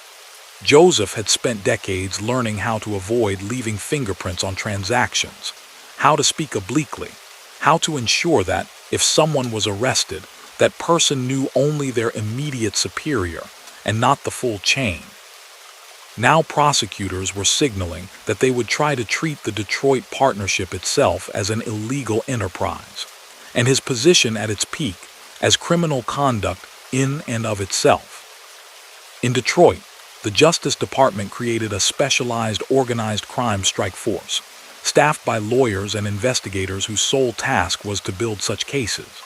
They worked closely with the FBI, the Internal Revenue Service, and state agencies, sharing intelligence and looking for patterns that crossed city and state lines. RICO, asset forfeiture statutes, and increasingly sophisticated financial analysis gave them tools their predecessors had lacked. For the first time, there was a concerted effort in Detroit not merely to disrupt isolated rackets, but to dismantle the structure believed to be headed by Joseph. Within the partnership, awareness of this new threat filtered quickly. Informants later told investigators that senior figures were warned to avoid old habits that might leave them vulnerable. Cash, long preferred for its anonymity, remained central, but there was increased attention to how and where it moved. Businesses that had once been used casually as fronts were scrutinized more carefully. Some were dissolved, others were reorganized under new names and owners. Meetings, which had shifted gradually over the years from crowded city bars to more discreet restaurants and private homes, became even more controlled. Joseph's own movements, already limited by age, grew more deliberate. He was no longer the man one might see at a dozen neighborhood social functions a month. Instead, he became a rare presence, appearing when necessary and otherwise remaining in the background. If Joseph was the enduring symbol of continuity, the person most closely watched as the face of the future was his son, Anthony "Tony" Zerilli. Born in 1927, Tony had come of age in a very different Detroit than his father. He spoke unaccented English, understood the world of lawyers and accountants, and moved easily in settings where business suits and conference tables replaced the older generation's smoky backrooms. Law enforcement analysts in the late 1960s and early 1970s consistently identified him as the heir apparent to Joseph's position, already exercising considerable authority even before any formal transfer of leadership occurred. Some sources, including later FBI reports and organized crime histories, have suggested that around 1970 Joseph officially stepped back from day-to-day control and allowed his son to assume the role of boss, while he himself remained as a kind of honorary chairman and final arbiter. Others have argued that the change was less formal, that Joseph continued to exert decisive influence but increasingly relied on Tony to implement decisions and manage relations with younger figures inside and outside the organization. In either case, the pattern was clear. The partnership was entering its second generation, with leadership passing from immigrants shaped by the Prohibition era to American-born men educated in a post-war suburbanizing society. The nature of the partnership's activities was shifting as well. Local illegal gambling still generated steady income. Sports betting, numbers games, and card rooms remained fixtures in many Detroit area neighborhoods, although the state's introduction of a legal lottery in 1972 altered the environment. For decades, numbers writers, many of them from African American communities, had operated informal lotteries, often under the loose supervision or tolerance of organized crime. The new state-run system competed directly with them, even borrowing some of their terminology and methods. Historians have noted that in several cities, some former illegal operators adapted by becoming licensed lottery agents. In others, organized crime tried to skim from or corrupt the legal system. In Detroit, the old networks did not disappear overnight, but their relative importance diminished as broader economic opportunities and new forms of illegal income emerged. One of those new arenas lay far from Detroit's factories and neighborhoods, the casinos and hotels of Las Vegas. For years, various organized crime groups had seen Nevada's gambling industry as a lucrative frontier. Initially, some had invested openly, taking advantage of the state's permissive laws and the relative absence of federal oversight. Over time, as regulatory scrutiny increased, their presence became more discreet, often hidden behind layers of front men and corporate structures. The key to many such ventures was access to large amounts of capital on favorable terms. In this regard, no institution was more important or more controversial than the Central States Pension Fund of the International Brotherhood of Teamsters. Headquartered in the Midwest and controlling hundreds of millions of dollars in retirement money for truck drivers and other unionized workers, the Central States Fund became the target of intense scrutiny in the 1960s and 1970s. Congressional investigations, particularly those focused on Jimmy Hoffa and his successors, documented how the fund had been used to finance hotel and casino projects in Las Vegas and other locations, often through loans to developers who were, in reality, fronts for organized crime interests. In return, certain underworld groups were alleged to have received hidden interests in the properties, opportunities to skim cash from casino operations, and influence over contracts and employment. Detroit's Underworld, with its long-standing ties to Hoffa, who had begun his rise in the city's trucking yards, was well positioned to participate in such schemes. Justice Department documents and later court cases would allege that figures associated with the partnership, including Anthony Zerilli and other members of the second generation, became involved in at least one major Las Vegas casino project financed by Teamsters pension money.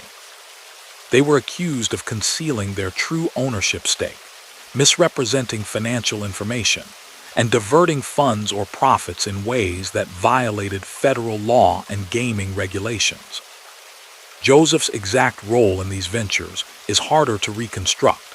His age and the fact that much of the planning occurred in the late 1960s and early 1970s suggest that he would not have handled the day-to-day mechanics.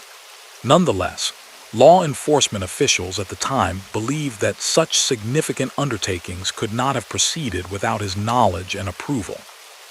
His reputation and relationships, cultivated over decades with figures in other cities, would have been critical in securing trust and cooperation for a multi-state project of that magnitude. The federal response was decisive. Throughout the early and mid-1970s, prosecutors brought a series of cases targeting the misuse of Teamsters pension funds and the hidden involvement of organized crime in Las Vegas casinos. Detroit figures were among those indicted. Anthony Zerilli and several associates faced charges related to fraud, conspiracy, and the concealment of underworld interests in a Nevada property.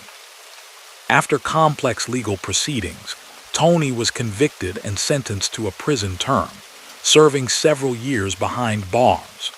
For the Justice Department, his conviction represented a significant blow against what it saw as the new face of the Detroit partnership. For Joseph, the impact was more personal and symbolic. He had spent much of his life building an organization meant to endure beyond the careers and even the lives of individual members. Seeing his chosen successor sent to federal prison in a high-profile case was a stark demonstration of the changing balance of power. The combination of RICO, aggressive congressional oversight, and a more coordinated federal law enforcement effort had created a landscape very different from the one he had navigated in the 1920s and 1930s.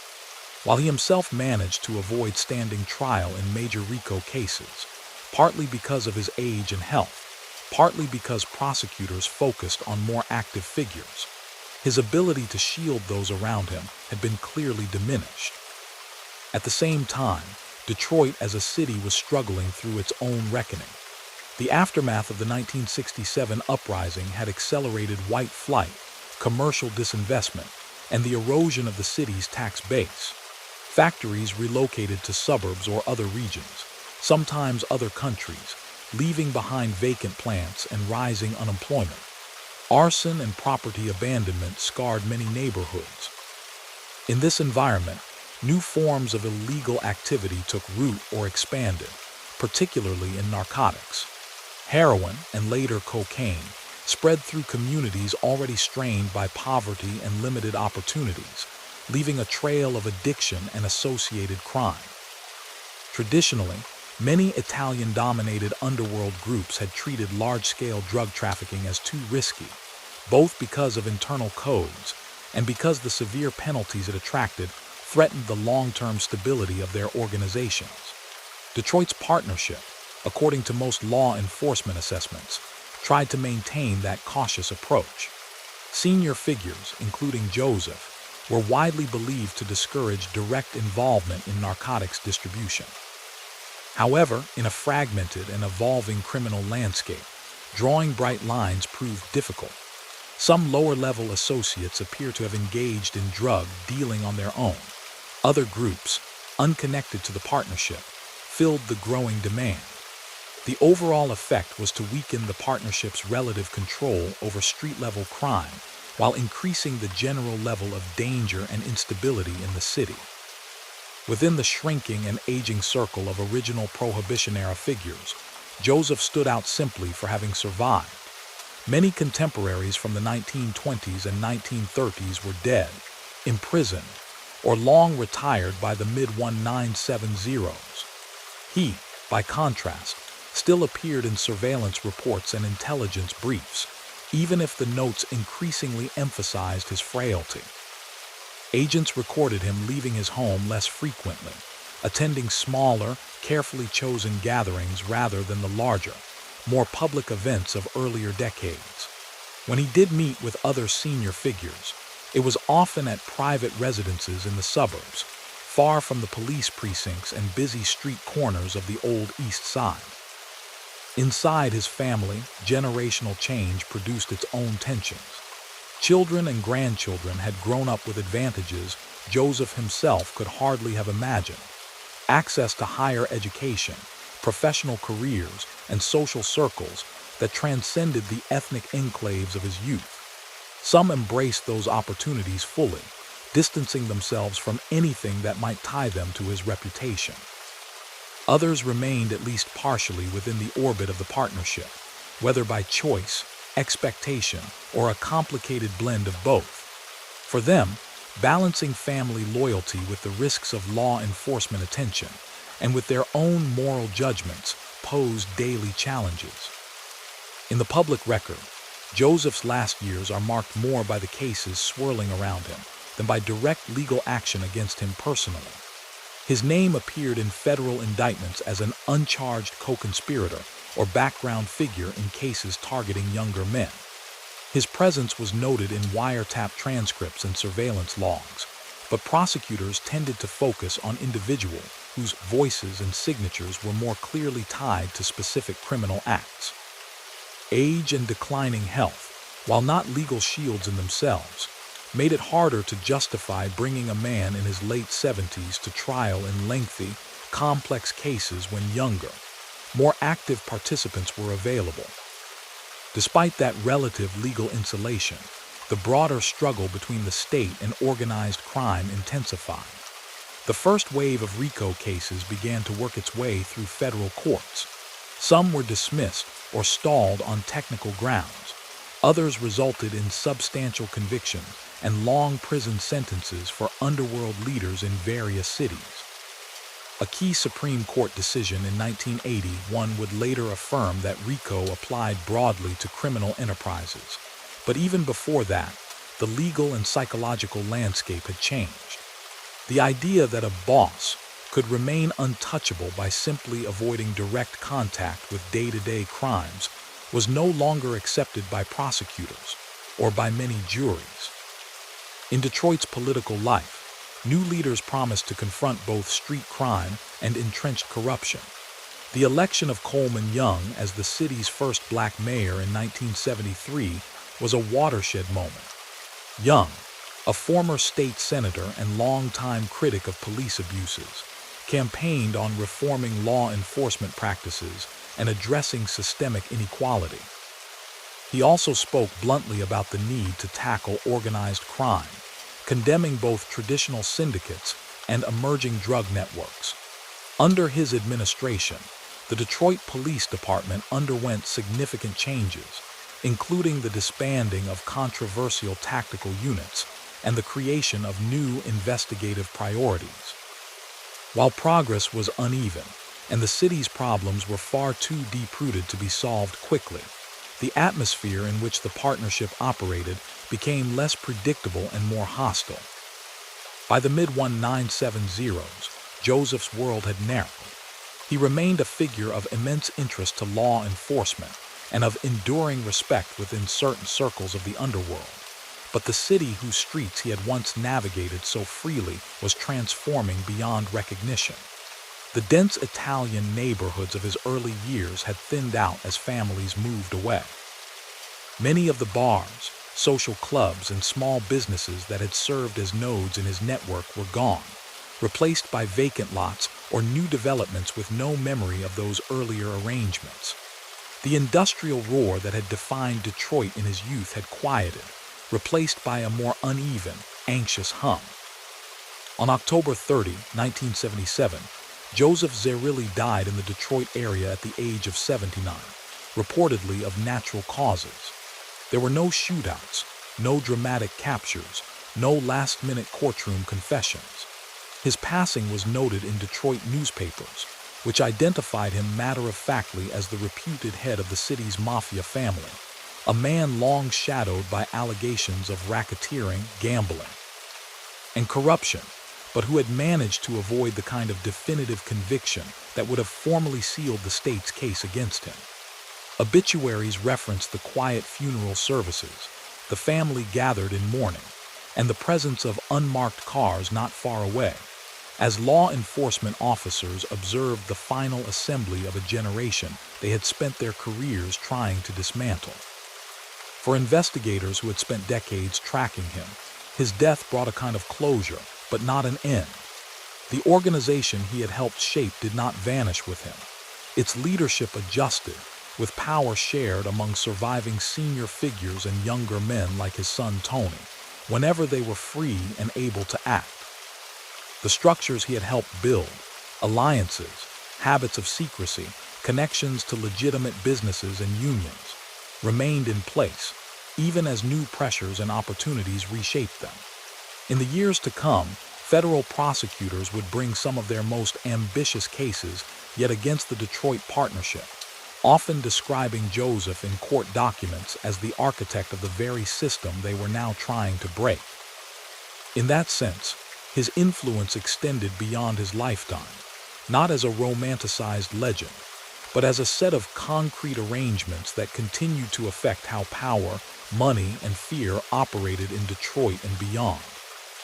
The next chapter of that story would unfold without him physically present, but under the long shadow cast by the choices he had made and the organization he had led.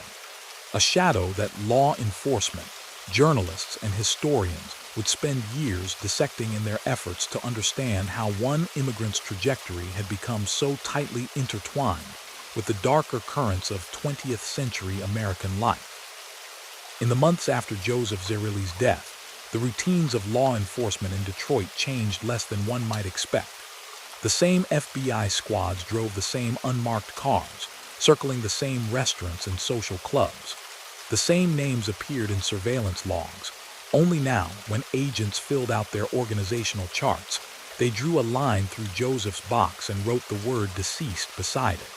Below that, the structure remained. His cousin's son, Giacomo Jack Taco, stood at the top in many assessments. His own son, Anthony Tony Zerilli, was still listed as a central figure whenever he was not in federal custody. To the agents who had spent years mapping what they called the Detroit family or the partnership, Joseph's death closed one chapter, but did not end the story. If anything, his absence made it more important to prove, in court, that an enterprise he had helped create still existed and still functioned much as it had under his guidance. The tools available to prosecutors in this pursuit were markedly different from those that had confronted the young immigrant who once dodged prohibition agents on the Detroit River. RICO had changed the rules. Prosecutors no longer needed to catch a leader personally passing cash to a bribed official or supervising a betting parlor.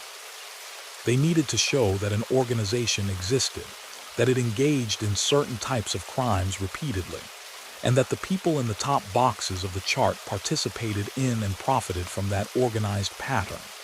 To do that, they had to reach back into history, treating the careers of men like Joseph not just as background color, but as the foundation of a continuing criminal enterprise. In the 1980s, Detroit became the site of a series of long-term federal investigations aimed squarely at this continuity. Strike Force attorneys and FBI agents sought to piece together decades of underworld activity, from bootlegging and gambling to labor racketeering and attempts to infiltrate legitimate business.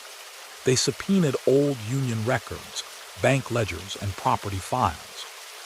They dusted off notes taken by retired detectives who had tailed Joseph in the 1950s and 1960s, now preserved in archives. They interviewed informants and witnesses who, with advancing age or changing loyalties, were willing to talk about how the partnership had functioned in earlier decades.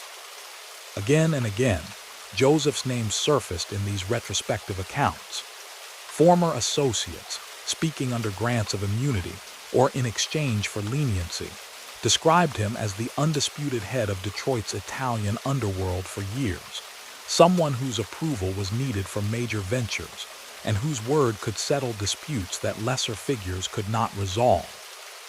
They talked about the way he ran meetings, his insistence on keeping violence as contained as possible because, as more than one later put it, trouble brings heat.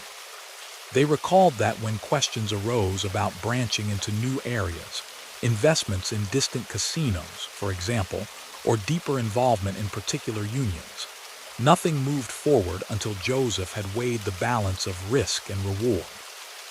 Those statements did not directly affect Joseph. He was beyond the reach of indictments or subpoenas, but they became raw material for a different kind of case.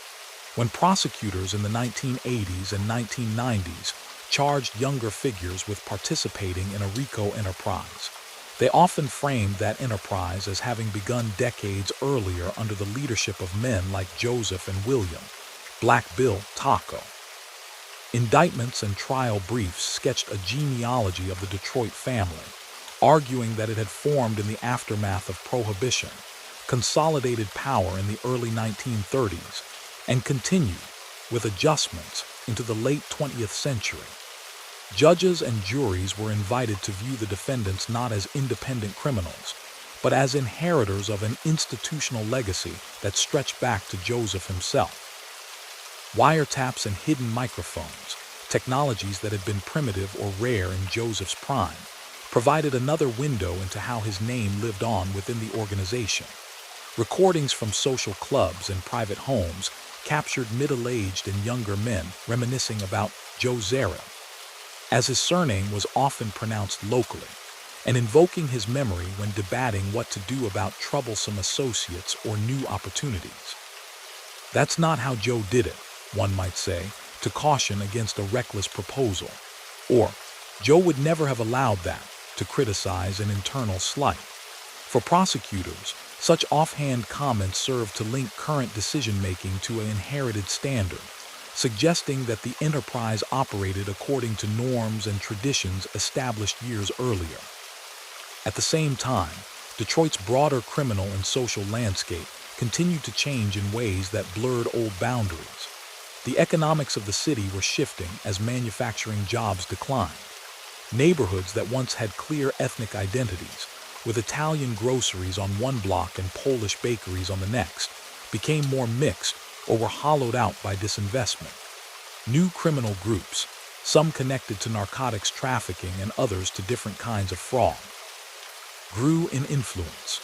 While the partnership remained a significant player in certain fields, illegal gambling, loan sharking, and elements of labor racketeering chief among them, it no longer monopolized the city's underworld in the way it once had along the Detroit River during Prohibition.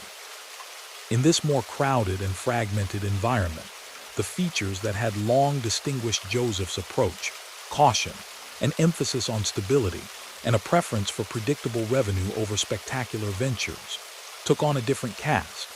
To some younger men drawn to faster, riskier profits in narcotics or flashy scams, stories about his deliberative style could sound dated, even constraining. To law enforcement and to historians, however, those same stories helped explain why the Detroit organization, unlike some of its counterparts, had managed to avoid catastrophic internal wars or the kind of high-profile public violence that brought down bosses in other cities. Joseph's insistence on keeping operations as quiet as possible had not made the partnership invisible, but it had helped it endure. The enduring nature of that organization came dramatically into focus in the mid-1990s, when federal authorities in Detroit unveiled one of their most ambitious cases against the local mafia to date. A sweeping RICO indictment charged a group of alleged leaders and associates, including Jack Taco, Anthony Zerilli, and others, with participating in a decades-long criminal enterprise. The charges encompassed illegal gambling, extortion of businessmen, loan sharking, and efforts to obstruct justice. To prove that the defendants were part of an enterprise, prosecutors presented a narrative that reached back into the 1930s, portraying the Detroit family as a continuous, organized structure headed first by Joseph and Black Bill Taco, and later by their sons and relatives. Court documents in that case, and in related proceedings, laid out the government's understanding of Joseph's role with unusual clarity. They described him as one of the original co-leaders of the Detroit Partnership, a man who, in the prosecutor's view, had presided over its expansion into gambling, union racketeering, and investments beyond Michigan. Charts introduced in court showed his photograph at the top for the earlier period, linked by arrows to his successors. Witnesses, including retired agents and, in some instances, former participants in the organization, testified about his reputation for control and his role as final arbiter in disputes. The defendants on trial challenged these portrayals, arguing that prosecutors were exaggerating the cohesion and continuity of the so-called enterprise. But simply by presenting this historical narrative to a jury, the government effectively put Joseph's legacy on trial in absentia. For historians of organized crime, those trials, and the thousands of pages of documents they generated, became invaluable sources. Where Joseph himself had left few public statements, and contemporary reporting during his lifetime had been scattered, the retrospective accounts assembled by prosecutors drew together police reports, informant interviews, surveillance notes, and financial records from across half a century. To make their RICO case, lawyers had to tell a coherent story of the Detroit family's evolution, and in doing so they inadvertently created some of the most detailed public descriptions of Joseph's career and the system he helped build. Later scholars, poring over transcripts and exhibits, used those materials to refine and sometimes to correct earlier understandings of his role. Outside courtrooms and academic circles, Joseph's posthumous reputation took a different path. Popular culture's fascination with organized crime surged in the 1970s and 1980s, shaped by films like The Godfather, television series, and a steady stream of true crime books. Those works tended to focus on New York, Chicago, and a handful of other cities where flamboyant figures and sensational crimes offered ready-made drama. Detroit, lacking an Al Capone or a John Gotti, rarely occupied center stage. When it did appear, it was often in passing, as a stop on a broader tour of the American underworld. In that sense, Joseph remained what he had been in life, a central figure to investigators and insiders, relatively obscure to the wider public. Yet within Detroit and among specialists, his name carried weight. Journalists investigating the intersection of labor, politics, and organized crime in the Midwest repeatedly encountered references to him in old files and in interviews with older sources. Books on Jimmy Hoffa and the Teamsters often mention Detroit's Italian underworld as a key piece of the puzzle, with Joseph identified as the man whose organization intersected, at crucial points, with Union power. Community activists working to distance Italian-American identity from criminal stereotypes sometimes cited him as an example of the small minority whose actions had cast a long shadow over a much larger, law-abiding population. That tension between individual responsibility and collective reputation colored much of the later discussion about his life. For Italian Americans whose families had also arrived with little and struggled through discrimination, but had chosen factories, small businesses, professions, or public service rather than organized crime, the story of Joseph's rise was both familiar and alien. Familiar, because it drew on the same immigrant resilience and tight-knit community networks that had sustained so many honest ventures. Alien, because it showed those same qualities redirected into an underground economy that profited from the vulnerabilities of others and from the weaknesses of public institutions. Law enforcement training materials from the late 20th century sometimes used Detroit as a case study in the quiet durability of certain criminal organizations. In seminars for new agents and prosecutors, instructors contrasted the celebrity gangster, prone to expensive suits, quotable boasts, and spectacular downfalls, with the more restrained model exemplified by Joseph, a man who kept his name out of the newspapers as much as possible, who invested in mundane-seeming businesses, and who prioritized steady, low-visibility income streams over risky enterprises that might draw national attention. Understanding that second model, they argued, was essential to confronting organized crime as it really operated in many cities, not as Hollywood imagined it. In the end, the most telling measure of Joseph's impact may lie in the way his absence was felt long after his death. When prosecutors in the 1990s spoke about the Detroit family, they often noted that its ability to survive into a new century without the kind of internecine bloodshed seen elsewhere was due, in part, to the groundwork laid by its early leaders. Testifying agents described a structure that, while far from invincible, had proved remarkably adaptable over time. The rules of succession, the methods of dispute resolution, and the strategies for blending illegal and legal activities, all of these bore the imprint of decisions made when Joseph was in his prime. At the same time, the final decades of the 20th century showed the limits of that inheritance. Federal cases eroded the partnership's financial base, sent key figures to prison, and exposed many of its methods to public scrutiny. The social world that had once shielded it, rooted in dense ethnic neighborhoods and powerful industrial unions, had fractured. Younger generations, facing different economic and cultural realities, did not always see the underworld as either a viable or a desirable path. Scholars tracing the arc of organized crime in Detroit into the 21st century have tended to describe a gradual decline in the influence of the old-style family, even as some of its practices and connections lingered in altered forms.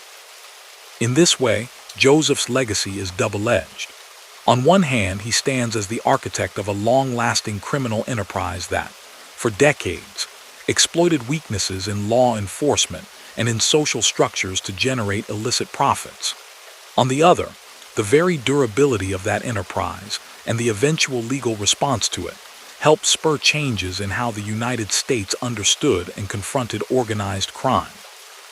The laws, investigative techniques, and public awareness that grew in part out of efforts to track and contain figures like him have affected how authorities approach not only traditional racketeering, but also newer forms of organized illegal activity.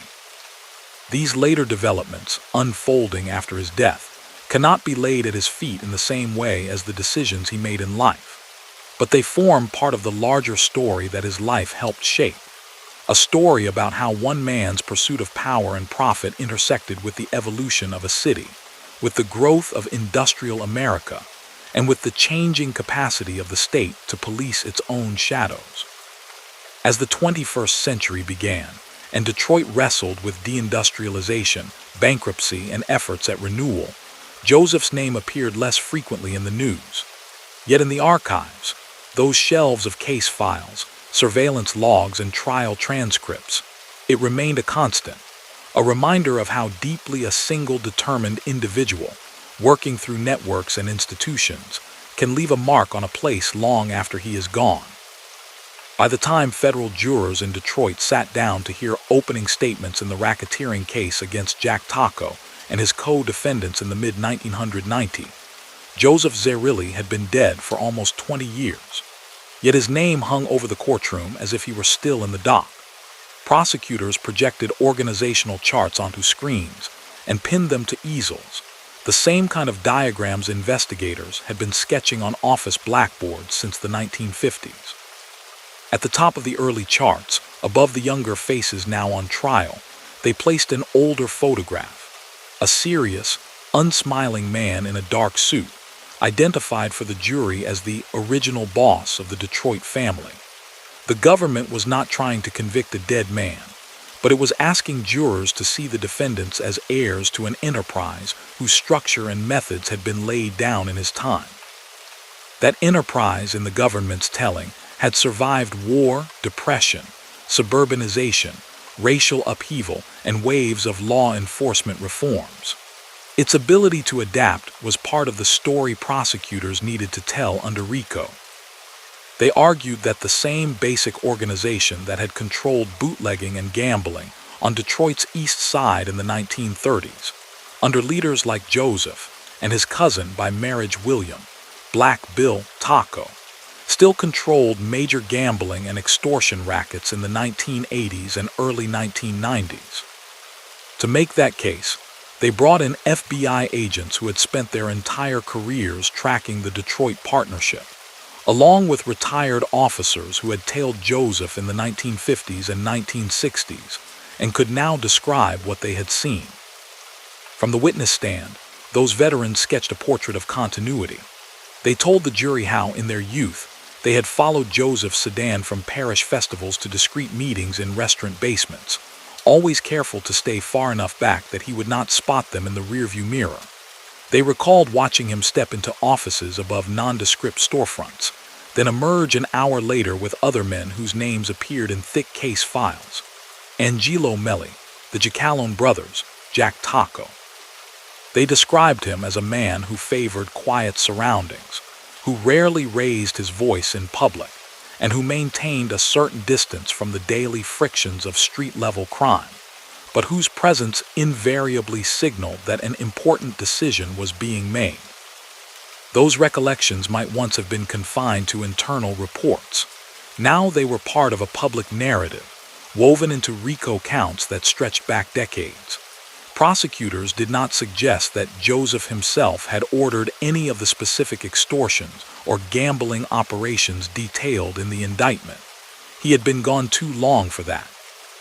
Instead, they framed him as the architect of the system, the one who had set in place the expectation that a portion of certain businesses' revenues would flow through the partnership, that protection payments would be collected in certain ways, that disputes would be channeled through particular intermediaries rather than erupting into open violence.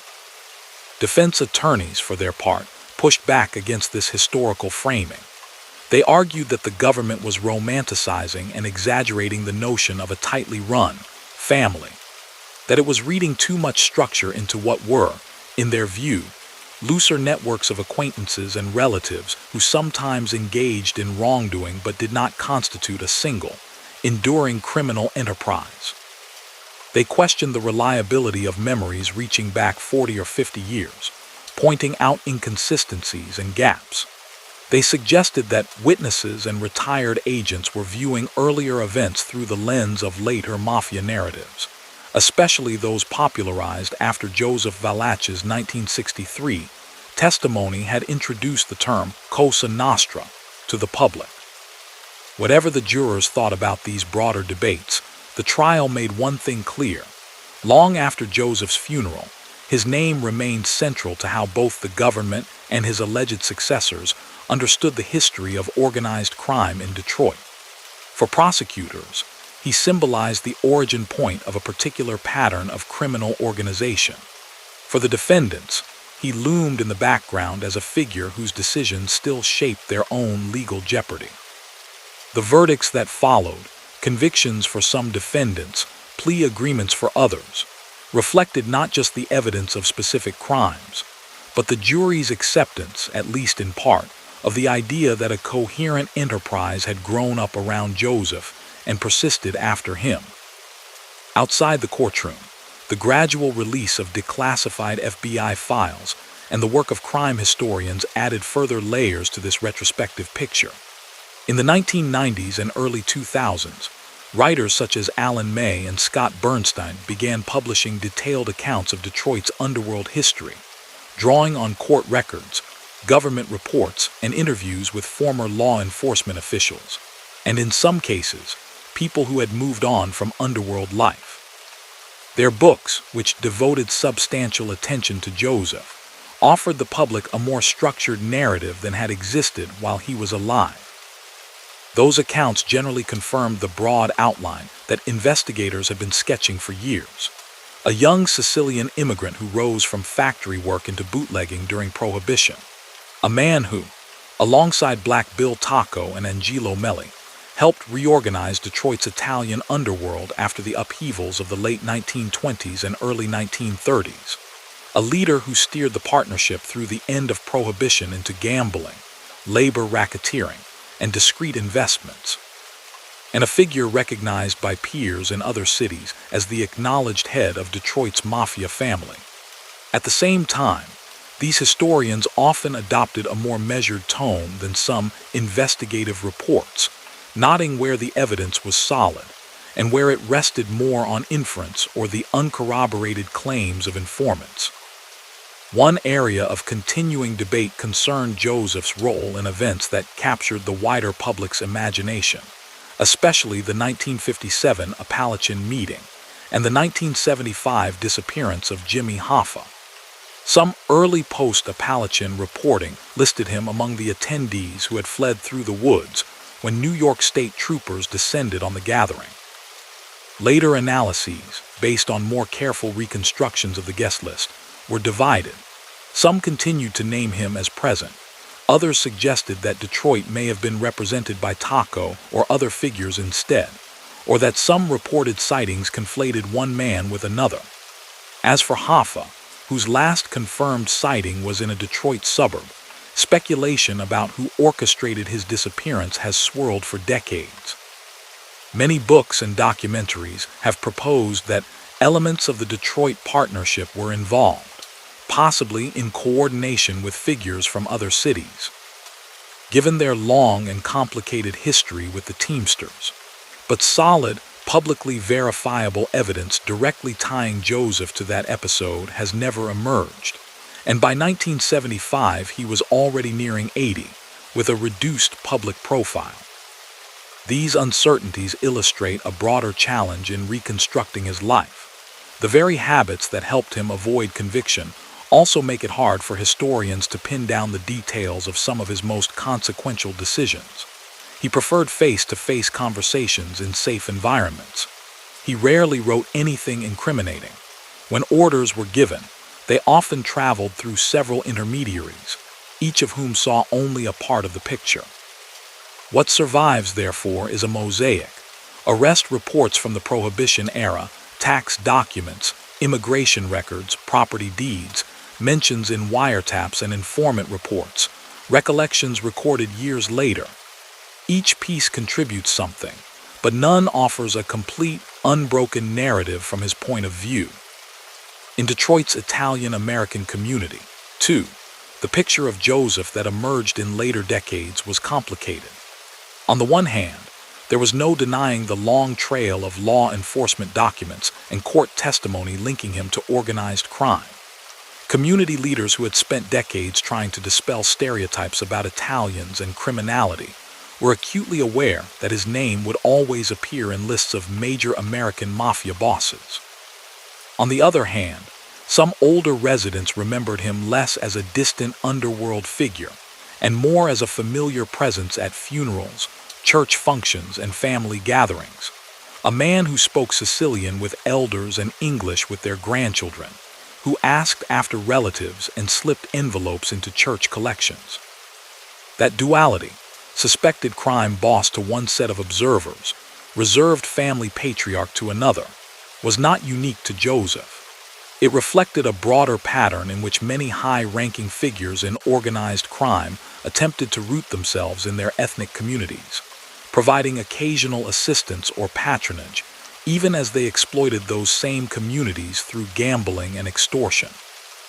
Later sociological studies of organized crime in immigrant neighborhoods emphasized this tension, noting that such figures could seem, to some, like protectors against outside hostility, while to others they appeared as a barrier to full integration and a source of stigma. The neighborhoods that had once formed the core of Joseph's world were themselves transformed in the decades after his death. The East Side blocks where he had first worked and later operated illegal businesses lost much of their original population as Italian-American families moved to suburbs. Churches that had once held masses in Italian or Latin closed or were consolidated. Social clubs and bars where detectives had quietly watched his comings and goings were shuttered, replaced by empty lots or new enterprises with no memory of the old underworld geography. By the turn of the 21st century, tourists drawn to Detroit's history were more likely to visit sites connected to the auto industry or the Motown sound than to seek out the fatting traces of Prohibition-era smuggling routes. Yet traces remained, especially in the paper record. Declassified FBI files contained photographs of Joseph leaving meetings, grainy but recognizable, hat brim pulled low, overcoat buttoned, a brief look at the camera before turning away. Typed reports chronicled seemingly mundane observations. Subject observed entering 1234 Gratiot at 7:12 p.m. Subject met with Angelo M. for approximately 1 hour. No known discussion overheard. On their own, such notes might seem trivial. Taken together over years, they form a shadow biography, chronicling his movements in far more detail than most ordinary citizens experience, even if they do not reveal his thoughts. In some ways, that discrepancy between visible movement and hidden intent became a metaphor for how later generations understood the Detroit partnership as a whole. On the surface, much of what its leaders did could be indistinguishable from legitimate business or social life. Attending weddings and funerals, meeting in restaurants, playing cards in private clubs, financing construction projects, placing vending machines in bars. The same basic activities could be entirely lawful in one context and part of an extortion scheme in another. Joseph's genius, if that is the right word for it, lay in exploiting that ambiguity, using the forms of ordinary life to conceal arrangements that distorted markets, diverted union funds, and locked some neighborhoods into cycles of dependence and fear. Evaluating the damage done by those arrangements has been a task shared by historians, community activists, and people who lived through the years when Joseph's organization was at its height. Illegal gambling, one of the partnership's mainstays, has sometimes been dismissed as a victimless crime, especially when compared to the devastation caused by drugs or violent assaults.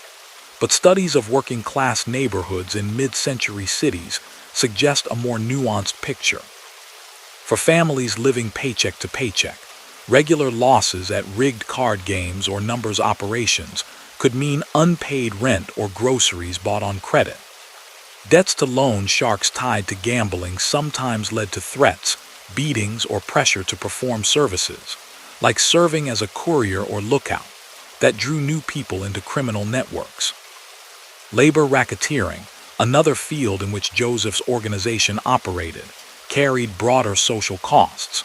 When union officials were coerced or corrupted, workers lost faith in institutions meant to protect them. Contracts could be negotiated that favored employers or outside interests over employees. Pension and benefit funds, intended to secure retirements, could be put at risk through dubious loans. The long-running scrutiny of Teamsters' pension investments in ventures like Las Vegas casinos reflected this concern. Although historians differ on the extent to which particular Detroit-based leaders, including Joseph, were involved in any given deal, there is wide agreement that the pattern of using union funds for risky, opaque projects undermined trust in the labor movement at a critical period. For the city as a whole, the legacy of Joseph's era is part of a larger story about governance and the rule of law. Michigan, like many states battered by Prohibition-era corruption, had to confront the reality that for years certain police officers, judges, and politicians had tolerated or even facilitated underworld activities. The presence of a powerful, secretive organization like the Detroit Partnership both exploited and reinforced those weaknesses. Efforts to root out that influence, through crime commissions, federal prosecution, and reforms in policing, were part of a broader struggle to make public institutions more transparent and accountable. In that sense, Joseph's long career forced the state to develop new tools and norms that would later be applied in other contexts, from white-collar fraud to terrorist financing. As the first decade of the 21st century unfolded, the Detroit that had shaped Joseph, and that he, in turn, had helped to shape, faced new crises and new attempts at renewal. Auto plants closed or drastically reduced their workforces. The city's population fell below 700,000, less than half of its 1950 peak. In 2013, Detroit filed for the largest municipal bankruptcy in American history, a stark marker of decades of economic and political strain. In this context, the influence of the old Italian underworld, while not entirely gone, was a diminished factor compared to global financial forces, corporate decisions, and long-term patterns of racial and spatial inequality. Yet when reporters, academics, or curious residents sought to understand how power had once flowed in the city's hidden corners, Joseph's name continued to surface. Newspaper retrospectives on Detroit's criminal past routinely listed him alongside other notorious, yet low-profile figures. Documentaries about American organized crime, even when they focused on flashier bosses elsewhere, often included a brief segment on Detroit, noting that its family had been considered one of the most stable and tightly run in the country, with Joseph as its pivotal early leader. For young people watching such programs, his face, the grainy black and white mugshots, the rare candid photos, became a symbol of an era of crime and law enforcement that felt, in some ways, distant, yet whose consequences lingered in the cityscape around them. In the end, the story of Joseph Zerilli as it appears in the historical record is not a tale of spectacular rises and falls, of dramatic shootouts or cinematic betrayals.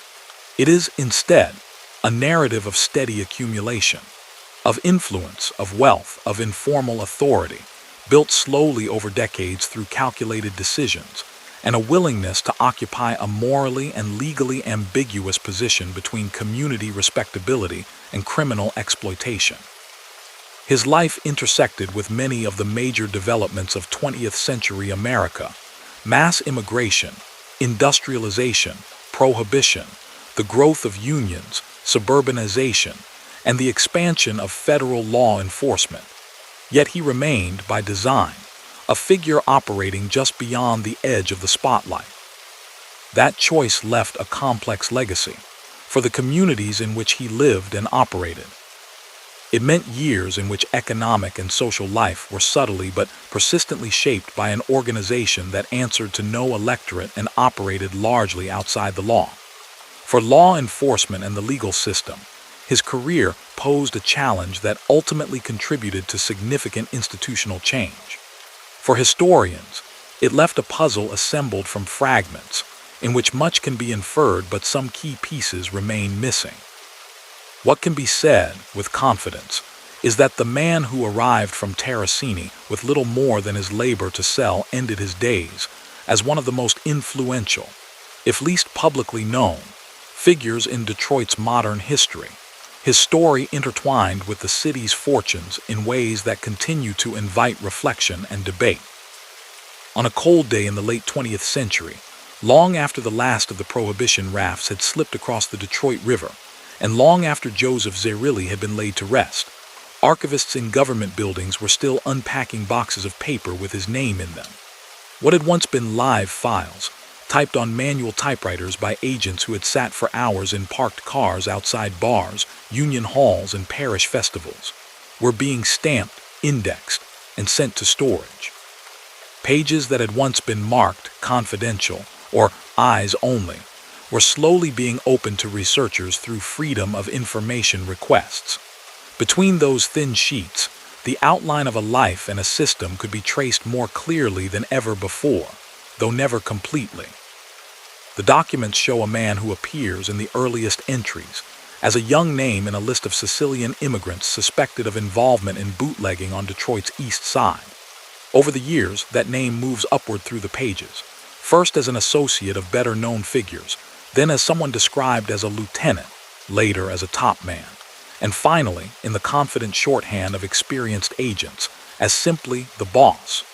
They show the changing language of law enforcement, too. In the 1920s, reports speak of rum running and Italian gangs. By the 1940s and 1950s, the terms shift to syndicate and combination. After the shock of the Appalachian meeting and the testimony of informants like Joseph Zerilli, they settle around phrases like La Cosa Nostra and Detroit family, placing Joseph within a nationally recognized framework of organized crime. Yet for all that, there are large silences in the record. Nowhere do we find Joseph speaking in his own voice at length. He left no memoir, no recorded interviews, no extended letters that have surfaced in public archives. Even when he was compelled to appear before grand juries or in civil proceedings, he said as little as the law allowed, often invoking his right against self-incrimination. His personal thoughts about the life he led, his doubts, if any, his justifications, his sense of the moral weight of his choices, are not preserved. Historians and investigators are left to infer his inner life from outward patterns, the decisions he seemed to make, the risks he took or refused to take, the loyalties he honored and those he set aside. One way to understand Joseph's career is to see it as part of a broader pattern in the history of American cities. In the first half of the 20th century, rapid industrialization and mass immigration created spaces where formal institutions could not keep up with the pace of change. Factories drew in tens of thousands of workers faster than municipal governments could build schools, hospitals, or effective police forces. Ethnic enclaves grew dense and complex, with their own internal hierarchies and informal rules. In that environment, people who could organize networks, whether for mutual aid or for exploitation, gained influence. Some did so through churches, unions, and neighborhood associations. Others, like Joseph, built parallel systems that sat uneasily alongside the law. His story illustrates the tension between those two paths. Born into poverty and limited opportunity in Sicily, he arrived in a city that offered both genuine chances for advancement and stark barriers. Italian immigrants in early 20th century, Detroit encountered discrimination in housing and employment, and were often stereotyped in the press as inherently prone to violence or radicalism. Many responded by working longer hours, saving carefully, and pushing their children toward education and respectable professions. Joseph chose a different route, using the bonds of kinship and regional origin that tied Sicilian migrants together as the scaffolding for a shadow economy. That decision was neither inevitable nor purely individual. It was shaped by the existence of prohibition, which suddenly turned a common commodity into contraband and offered outsized rewards to those willing to take the risk of supplying it. It was shaped by the failures and corruption of law enforcement in that era, which allowed certain groups to operate for long periods with relative impunity. It was shaped by the presence of existing criminal traditions in Sicily, where systems of patronage and protection already blurred the lines between legitimate authority and intimidation. Joseph's genius, if we strip that word of any romantic gloss, lay in seeing how these factors could be combined in Detroit's specific environment, and in acting on that vision with a patience and caution that many of his contemporaries lacked. At the same time, his career underscores the limits of that model. For decades, his ability to delegate and to keep himself insulated from day-to-day criminal acts helped him avoid serious convictions. But it also meant that, when law and investigative techniques finally caught up, his legacy became a primary target. RICO and other reforms were designed precisely to reach people like him, those who rarely handled the cash or the contraband personally, but who structured and benefited from ongoing patterns of criminal activity. The major Detroit cases of the 1970s, 1980s, and 1990s were built on the idea that Joseph and his peers had created a durable enterprise that outlived them. In that sense, the very continuity and stability he prized became evidence against the system he had built. Looking at his life from a distance, it is easy to be drawn towards certain cliches. One is the notion of the self-made man, the immigrant who rises from nothing through intelligence and determination. Another is the trope of the honorable gangster, a figure supposedly governed by his own code of ethics, more principled than corrupt politicians or unscrupulous businessmen in the legitimate world. Both themes have been endlessly recycled in films and novels. But when we ground ourselves in the historical record, the picture that emerges of Joseph is more sobering and less cinematic. There is no question that he displayed organizational skill and long-term strategic thinking. There is also no question that he directed those abilities toward enterprises that harmed many of the people around him, particularly those with the least power. The gambling operations his organization ran were not friendly neighborhood pastimes. They were designed to generate profit from the losses of others. Loan sharking, a common companion to illicit gambling, trapped borrowers in cycles of debt from which escape was difficult and sometimes dangerous. Efforts to manipulate unions and skim from pension funds diverted resources meant to protect workers in old age. Even in cases where his organization tried to avoid indiscriminate violence, the implied threat of force hung over any offer made by his representatives. Understanding this reality does not require demonizing Joseph as uniquely evil. It does require resisting any temptation to romanticize his choices. He operated in a world where many people of his background faced genuine hardship and discrimination. Some chose to exploit those conditions to build a hidden empire. Others did not. The fact that his path was shaped by external forces does not erase his responsibility for the consequences of his decisions. To tell his story honestly is to hold those two truths together: the reality of structural constraints and the reality of individual agency. The way his story has been remembered over time also reveals much about changing American attitudes toward crime and power. For many years, official institutions were reluctant to acknowledge the full extent of organized crime. J. Edgar Hoover's FBI, for example, spent decades publicly downplaying the idea of a nationwide mafia, even as some field agents quietly built thick files on figures like Joseph. It took public scandals, Appalachian, the Valachi hearings, the exposure of Teamsters' pension abuses, to force a broader reckoning. When that reckoning came, it was dramatic. Televised hearings, high-profile arrests, new laws like RICO. In that arc, we can see a gradual shift from treating crime primarily as an individual moral failing or a series of isolated incidents to viewing it as a systemic issue, tied to economic incentives, institutional weaknesses, and long-standing networks. Joseph's life sits near the center of that shift.